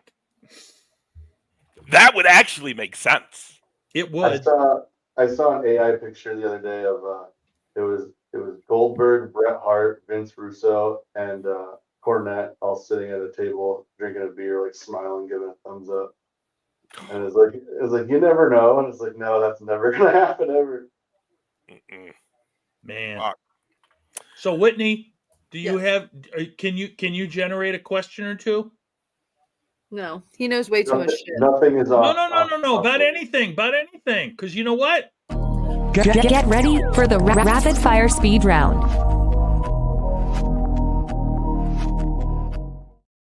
This show is so Money funny. we spend on those intros, Justin. I'm having a great time. We just got copyrighted. It's ungodly. Well, not for that one. That's not the one that pops it. Actually, the one that pops it is the Today in Professional Wrestling History. Oh yeah, we got to do that, don't we? That one has a tendency to get us a copyright strike for some reason. You're the one that made it. Well, I know, and I was using music JR? it is told to me that I am allowed to use, but like I said, that one it pops up, but they still let us use it. We're only 500 subscribers away from being able to monetize. Oh Jesus! Hey, That's subscribe, not everybody. bad. That's not bad. Anyway, so Justin, we are going to ask you some speed round questions. Don't feel like you have to give a short answer because sometimes the speed round's not that speedy. But it may be about wrestling, it may be about comedy, it may be about goddamn anything. So just be ready, and we'll go ahead. I will start. You mentioned you have a Bernie. Bernie is a mountain dog. Mm-hmm. And what is the dog's name, and how much do you love the dog, and what is his favorite thing to do? So it's a her. Her name is Grace. Oh, sorry. And I love her more than anyone's ever loved an object in the history of Earth and time and space. I think we all knew that, though. She's amazing. She's 130 pounds. She takes man-sized shits in my yard. It just looks like some homeless guy did his business every morning when I wake up, and you love her. You can't help but love her. She's very only child. Me and my wife have been married 10 years. We don't have kids, but we have her, and she knows it. Like, she's really settled into that spoiled, I get whatever I want. Especially as an old dog. She's an old lady now, so she's really just, even all the stuff she did do, she's given up on and has delegated those responsibilities to us. So she runs the house, but she's pretty great. Was there more to that question? No, not necessarily. Okay, gotcha. But if you want to show pictures, we can certainly see them. Absolutely. I think that seems like a very good idea. I love it. So how old is she? She will be 10 years old next month. Oh, look at that! Big ass dog. Hi. Is that her own album? Stop it. Yeah, I'm photogenic. That's a video package that my phone sent me just today of 20. This is just 2023, Grace. Oh, I love it. That's a big ass dog. She's a hound and a half for sure. Oh. It makes me want a dog, but not really, but kind of, but not really. Oh, Dogs are like, work. no, they're really not. It's like yeah, no, they are. Dogs are enough work that I can't commit. Cats aren't. It's Like, true. yeah, I will say there's lots of things that like I want to do, especially having an old dog, because she does things she doesn't know any better about. Like, we have to put human socks on her at night, or she'll lick her feet off of her ankles, and we just like to leave her alone. We're just like, well, we would like to go somewhere far away, but we've got this dog we're committed to. So it's a lot, but she's so great. You know what I mean? I just like, sometimes I like to think I'm pretty likable, but she likes me all the time no matter what. So I just try hard with her. JR, are you missing a dog? I am. Do we need to get you a puppy? No, not yet. I really want to get a basset hound. I love those. I know. I get in YouTube video holes of watching them step on their ears and shit. Yes. I had one growing up, and his name was Buford, and he would just every time he stepped on his ears. It was so cute. Oh, I love the Huskies and Malamutes that talk. Oh yeah, yep. Those are some videos that are fun to watch. And I would love to get one of those, but it's too big for my. I was gonna say the videos are cute, but I bet 2 weeks all that talking, and you're like, I'm rethinking this entire situation. Right. You need to shut up. You need to shut up, you goddamn dog. But yeah. Anyway, all right. Ace, go ahead. That'll give Whitney a little more time to come up with a question. Oh, favorite band. Favorite band. Okay, so are any of you guys familiar with the band Coheed and Cambria? Oh yeah. Yeah. That's my favorite band, hands down. I've seen them 15 times. I'm not the hugest comic book nerd. I mean, I am and I ain't, but like as much as I love their music, there's also like their singer when he started the band. Every album comes with has like a 12 comic book series that goes along with it, and like their whole music arc has like a whole storyline and like graphic novels and comic books that go along with it. It's like a whole universe you can kind of get lost in. So Plus, I nerd out to crazy them pretty cool hard. lyrics. I listen to a lot of heavy metal, which is weird that my favorite band isn't that heavy, but yeah, that's my favorite. Which that reminds me, I gotta send you the Madhouse song so you can replace "Welcome Home" for the intro for the Madhouse shows. Okay. Ooh, actually, well, we'll talk about that off air. Sorry. Yeah. Yeah, no, Coheed. My turn. We had a weird issue. So at the Social X show this last weekend, we had a weird issue for a minute with the audio where I don't know, it was like a weird split in the speakers where when they play a song, the music would play, but you couldn't hear the vocals on any of the songs they were playing. Oh. So it sounded like we were just playing like instrumental versions of everything. And they did Welcome Home for something, and there was no vocals. And my wife, she's like, I was in the crowd annoyingly singing it to the 3-4 people that were around, because she's like, I just figured, the vocals weren't there and they needed them. So Yeah. See, and that's the shit that when that's Also, happening, I'm kind of the one that can step in and figure it out. Jason. I swear I'm not trying to make you feel shitty, Ace. It's fine, dude. It's just I don't, and JR, you know this. I don't cancel on gigs. I never, even when I was doing wedding DJ, and I was fucking DJing weddings with a fucking 103 flu, all I this was shit. gonna say, after I saw you announce in Alberta like half delirious, and then I saw that you canceled, I was like, you must be pretty sick. Yeah, dude, I legit could not get out of bed. Like, it was so bad. Thank God we figured out what the fuck it was, and I'm on the mend finally. But like, Good. holy shit, dude! Like, I slept all day. Like, I only woke up to pee, or when the nephew called to be like, oh, I don't know what to do, because my nephew's the one who played the music at the show. Okay. Yeah, Devin. Yep. So shout out to him. Little Yeah, nerd he's super guy. nice. Little nerd guy is finally breaking out of his Oh, shell. he went on his own? I told him he had to. I was like, bro, Nice. you're hired to play the music. I can't go. You still have to. Sweet.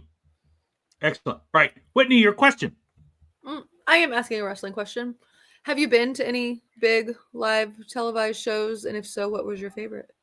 Yes. I've been to a couple Raws, a couple SmackDowns. As far as the biggest ones I've been to, I went to Elimination Chamber in 2014 in Minneapolis. That was right before WrestleMania, right before WrestleMania 30. And when Daniel Bryan didn't win the chamber match, everybody lost their shit. And I also believe that's the night the Bautista thing started. Yeah. Because like it was that started that night, like up in our section. I swear, like Minneapolis is the one that created the Bautista thing. I don't remember, JR, if you were at that show, but I had second row, and we were I was not at Elimination. No, I was not at that one. We were right behind fucking Cena and hit the pod he was in for that. Wow. I was laying into his ass. We were way up in the balcony, but what was funny is again it's in Minneapolis and I'm from 2 hours south in Mason City, and me and 3 buddies are sitting there up in our seats, and we see our shop teacher from high school walking up the stairs with his 2 kids, and they're all 3 of them in full John Cena hat, shirt, wristband, shorts. And he comes walking up. His name's Mr. Siglin, and like we were all in his class, and he was a cool teacher. Like we bust balls with him and shit. And he's coming up in his Cena gear, and he's got his popcorn and all this good stuff. And we're like, Siglin! And he looks up and sees it, somebody he knows in all his Cena gear, and he goes, son. Yeah. I had no idea. He wasn't expecting that. But then we went to I went to Judgment Day in 2005. Nice. That was John Cena's first ever world title defense in an I Quit match against JBL. Still to this day, one of the bloodiest things I've ever seen. Was that when he was like Thugonomics? Yep. They brought him. He came out in a semi truck, and it was the first. He just started the spinner belt. He just put out his rap album. He was white hot, and he bladed way too deep. If you go back and watch that on the WWE Network, I mean, it's kind of hard if you don't do good with blood. It's hard to watch. It was crazy. Like from where we were sitting, he looked like he put on Sting Wolfpack paint. It was like, because I mean, he was just red as it gets. And there was a couple other weird matches on that card. Kurt Angle was running a program with Booker T, where Kurt Angle was creepily chasing around Charmel, saying that he was in love with gutter sluts, and that's why he wanted to steal Charmel from Booker T. And got to see Eddie Guerrero work. That was pretty cool. And then most recently, we were at Full Gear in 2023, and we saw Hangman Page win the belt from Kenny Omega. We were there. So yeah, those are like my three big ones. But I've been to a few other TVs here and there, and a few house shows are kind of fun. WWE house shows, like I didn't realize until I went to one Favorite. how much more they can get away with when they're not on TV. And they're way more those are a lot of interactive. fun. Yeah. So fun. All right. Let's just do one more round, eh? So one of the things I'll ask you real quick, is we like to ask the wrestlers, what is the best, what is the worst venue that they performed in? And as a comedian, I know that can be wide variations. I won't ask you the best because I guess I'm going to guess you probably say the House of Comedy. But what's the worst place that you've ever performed comedy? That's such a good question, because it's like you have to decide whether it was the show or the venue. You know what I mean? Because they could be bad for two different reasons. You could play a nice room and just have a horrible crowd. But the worst show ever, we drove 5 hours into middle of nowhere, Wisconsin. And leading up to the show, John, I'm sure you've done this kind of thing. You start to notice when you do comedy long enough, telltale signs that the show's not going to go well even before you get there. For example, you get on like the social medias of the bar and there's no mention of you being there in any way, shape, or form. And this bar had a very extensive list of all the events they had every week, but we were not on it. And so 2 days before, we call them up and we're like, hey, we noticed you're not plugging the show. Do you still want us to come? Absolutely. We'll see you Saturday. It'll be great. So we find out there's a band out on their patio for 2 hours before we play. And we get there and the band's wrapping up and there's nobody in the bar whatsoever. There's 3 people out watching the band. There's nobody in the bar except for the bartender. And we walk in, we set up our gear, and a bachelorette party of like 8 girls walk in, and like the tiara and the sash and everything. And 5 hours away, it's showtime and no one's there, literally no one. And this is a long bar, so these ladies are sitting like way in the back, and I just pull a Hail Mary. Jake's getting ready to start a set to no one, to just me and my wife eating cheeseburgers. And because they're like, still do the show, no one's here, but still do the show. And so Jake starts, and I go back, and I'm like, ladies, listen, we're stand-up comedians from Iowa. We drove 5 hours. If you come up front and hang out, I promise we'll give you the best show ever. It'll be so awesome. We'll make it just for you. We'll make it a night to remember. We'll all have such a great time, and it'll make our trip worth it. You have no idea how much it would mean to us. And the lady cuts me off and yells, sing your song. We can hear it from back here. And I go, we're not a band. We're comedians. And they go, oh. And they all stood up with their drinks and walked out onto the patio where we were. And Jake still shows it. Like when we do a show where like only like 20 people show up and the promoter's like, I'm sorry, usually we get more people. Jake busts out a video, a panoramic of me on stage at that show of this huge bar with absolutely no one in it. And he's still like, so yeah, I know I'm married, been married for a few years. He's talking to no one. And like the bartender has gone into the kitchen and she's hiding behind the dishwasher because everyone's feeling awkward. No one's having a good time. We never met the owners. And so we finished the show and the bartender hands us an envelope and says, sorry. And we get in the car and I was just beside myself mad. And I was like, John, you know how it is. Like when the show goes good, the ride home, you're like, yeah, comedy rules. I'm totally following the right dream. I'm on the right path. And when they go bad, you're just like, I hate comedy. I hate everything about this. Why would I do this stupid shit? And it was one of those, and I was just mad. And I'll still remember Jake goes, what are you so mad about? And I was like, we fucking drove all the way to fucking Wisconsin to do the shows. Nobody there. It's a bunch of bullshit. And he's like, let me ask you something. He's like, if someone told you they were going to put $500 in an envelope and put it in their mailbox in Wisconsin, and all you had to do was drive there, pick it up, and drive home. Would you do it? I go, yeah. He's like, that's pretty much what we just did. So now when we have anything remotely like that, we call them mailbox shows. There you go. That's it's So- it's funny that happened to you because that's people always ask me what happens if you have a bad show, and I say I count my money again. Yeah, exactly. Yeah, It really makes you appreciate the good ones too. it does. You know what I mean? Like we just did our yearly festival that I pretty much planned by myself, which is it's a labor of love because it's an obnoxious amount of work, and I walk away with no money and just exhausted. And then when you're done, you're like, well, now what do I obsess over? You know, because it's like it takes up everything you have, and then 300 people, and you're standing there trying to soak that in. It really makes you remember those 5-6 hour drives into the pines where you're just performing for no one, or driving. Wisconsin, it's always Wisconsin. I a close second is we went to Wisconsin and we pulled up and there was nothing but cop cars outside, and like all kinds of different. In Wisconsin? Not far away, and lots of different types of cop cars too, like trucks, cars, marked ones, unmarked ones, like. Yeah, And we get in there. Yeah, we get in there and there's local cops standing there, kind of guarding the door. And there's a couple other cops with the like NYPD blue like necklace badge on leather, like around their necks and suits. And there's like 6 regulars, like the Wisconsin, like the 6 old guys that hold up the bar that keep it from falling down.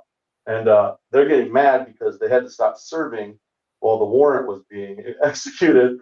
So they're yelling at the local cops, going, "Hey, tell these assholes to leave so we can have some beer." He's like, "All right, Carl, they're gonna finish up. It's fine." And the guys, like the heavies, are carrying just boxes and boxes of paper and everything out. They unplugged the cash register and took that out.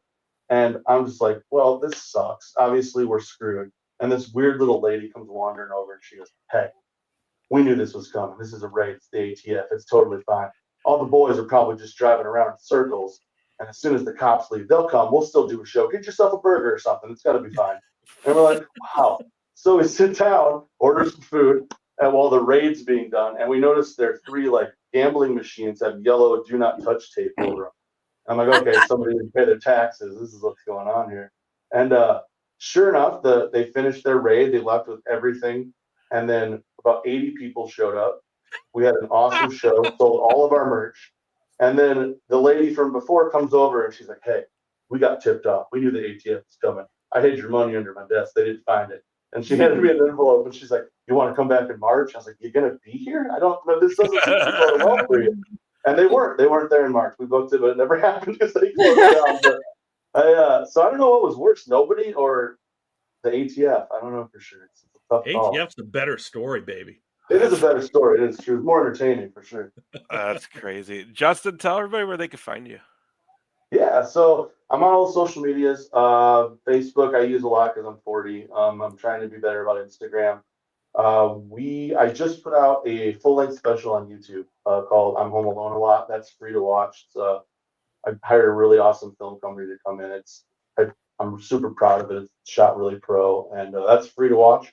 Also, WolfDog Comedy. Me and Jake Peterson have a split album on anywhere you listen to stuff: Spotify, YouTube, everywhere.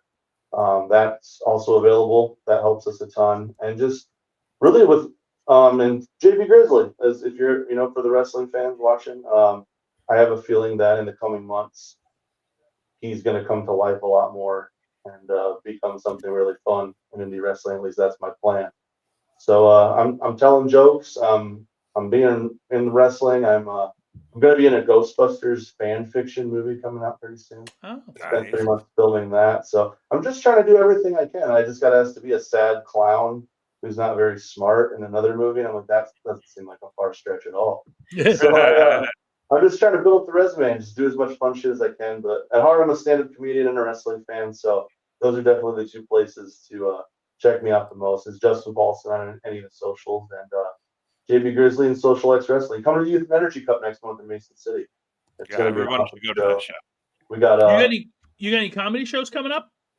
Yeah, we're always around. We do a lot of really small towns. This weekend I'm in a little town called Rutland, Iowa. It's like Humboldt. Then I'm over in following weekend on the 10th. I'm in Iowa Falls, Iowa, and then we're doing Social X show, and then we we try not to do a lot of stuff close to home just because it's so easy to kind of like flood the market a little bit. Yep. Where people get fickle. All your friends and family want to see you when it's something brand new, but then once you've been doing it 8 years, they're like, I already saw you tell your jokes. But yeah, I'm staying busy. That's I try to really post everything on my Facebook is the place that I'm really the best about keeping up to date on that. WolfDog Comedy on Facebook as well. We try to keep that up. So always doing shows, always on the road. So hell yeah, definitely check out that show in May, and then in June I'll be back at Social X. yeah. Hopefully, I feel right? bad missing too. But yeah, no, I'm scheduled the rest of the summer after May, so I'll be at all of those shows. Yeah, we got some really fun ones coming up. We doing the casino in Northwood in September. Yeah, Diamond Joe's, Clive, Iowa. That's coming up. That's going to be a big one too. What's it? PCO against John Way Murdoch, JR. Yeah, Jesus God, are you kidding me? We're gonna tear the fucking place down. It's gonna be amazing. So watch Social X for that. Whitney, JR, you guys got anything you want to promote? Whitney just needs money, y'all. Yeah, just send me all your money. Give her money. I need money too. Yeah. All right, I don't pick who you want to give money to, everybody. Just pick one. Honestly, the next show I have is the one that, and I don't even know what the venue is, but Dylan Meek and Jason Clemens have booked me on it, and that's down in Mason City, and it's the same night as the Social X show. So hopefully I'll be able to catch part of that show and then go over and do the do my own show. There you go, Whitney. My next appearance is with you guys in June. Hell yeah, June 21st, Rochester, Minnesota, Madhouse Wrestling. You don't even know Whitney. He's coming for your territory. He's got a whole set of this shit now. Just wait, they're coming. They're coming. I just did Rochester Friday. I still want that blown up as a poster. We'll get it. Yeah, June 21st. So those tickets are for sale. So get those. Justin, if you're free that Saturday, come up, hang out. You're a guest of the boys, so come on up. Oh, awesome. That sounds like a blast, man. I'm gonna try my damnedest for sure. Yeah, dude, we're gonna have a stellar show. Also for sale right now, May 10th, though, we got the Madhouse Party. First time ever, we're gonna run a show in the Madhouse Wrestling School. $10 ticket. That's all it is. General admission seating. Doors at 6:30. Show starts at 7. This is in Monroe, Iowa, May 10th. You're going to see some of our new trainees. You're going to see some faces you also know. I mean, look at the two on the picture. You also, I think, is that a Dr. AJ O'Callahan and an Ethan Everhart in the window I see. And also, it's just something different. We've never done something like this. I will be there, so come say hello, hang out. We're going to have a great time. I don't believe I'll be ring announcing because I think I will have a protege that I will be sculpting with my bullshit talk on a microphone skills and let them give it a go that night. I downplay everything in my life. So that's all going down. And then we can't forget our good friend as well as Mr. Top Shelf Tom Chilstrom. I'm sure he'll be back from the dead by this date. May 10th, Algona, Iowa, the Floral Hall. Ruthless Aggression 2 by Absolute Pro Wrestling. A lot of our good friends. Look at that. Daddy Decent's going to fucking be on there. The he show. is. Forgot about that. Big picture. Dealer, yeah, big picture. Ugly. Johnson, Victor Payne. Got all our boys on that show. So, and Tom will be out there doing commentary as always. So make sure if you're in that area, go see him. Otherwise, yeah, guys, we'll be back next week. Awesome. Justin, again, thanks so much for being on with us. We really appreciate it. And it's fun to talk with you. This was an absolute blast. Like I said, I'm so excited to be getting involved with wrestling. And just that you guys had me on just to bullshit for a while. It was an absolute blast. I enjoyed the hell out of it. You guys are super fun. It's always fun to get to chat about anything you're into, but when you can combine several different things with people that have the same interests. Obviously, we could probably sit and talk all night, but I understand that it's a show that has to end. But I appreciate you guys for having me on. Thanks, buddy. We'll see you at the next one. Yeah, so if you're watching it, I say if you're watching us on X, or if you're watching us on YouTube, or if you're watching us on Twitch, we appreciate it very, very much, and we will be back next week on Tuesday with more stuff. Bye-bye.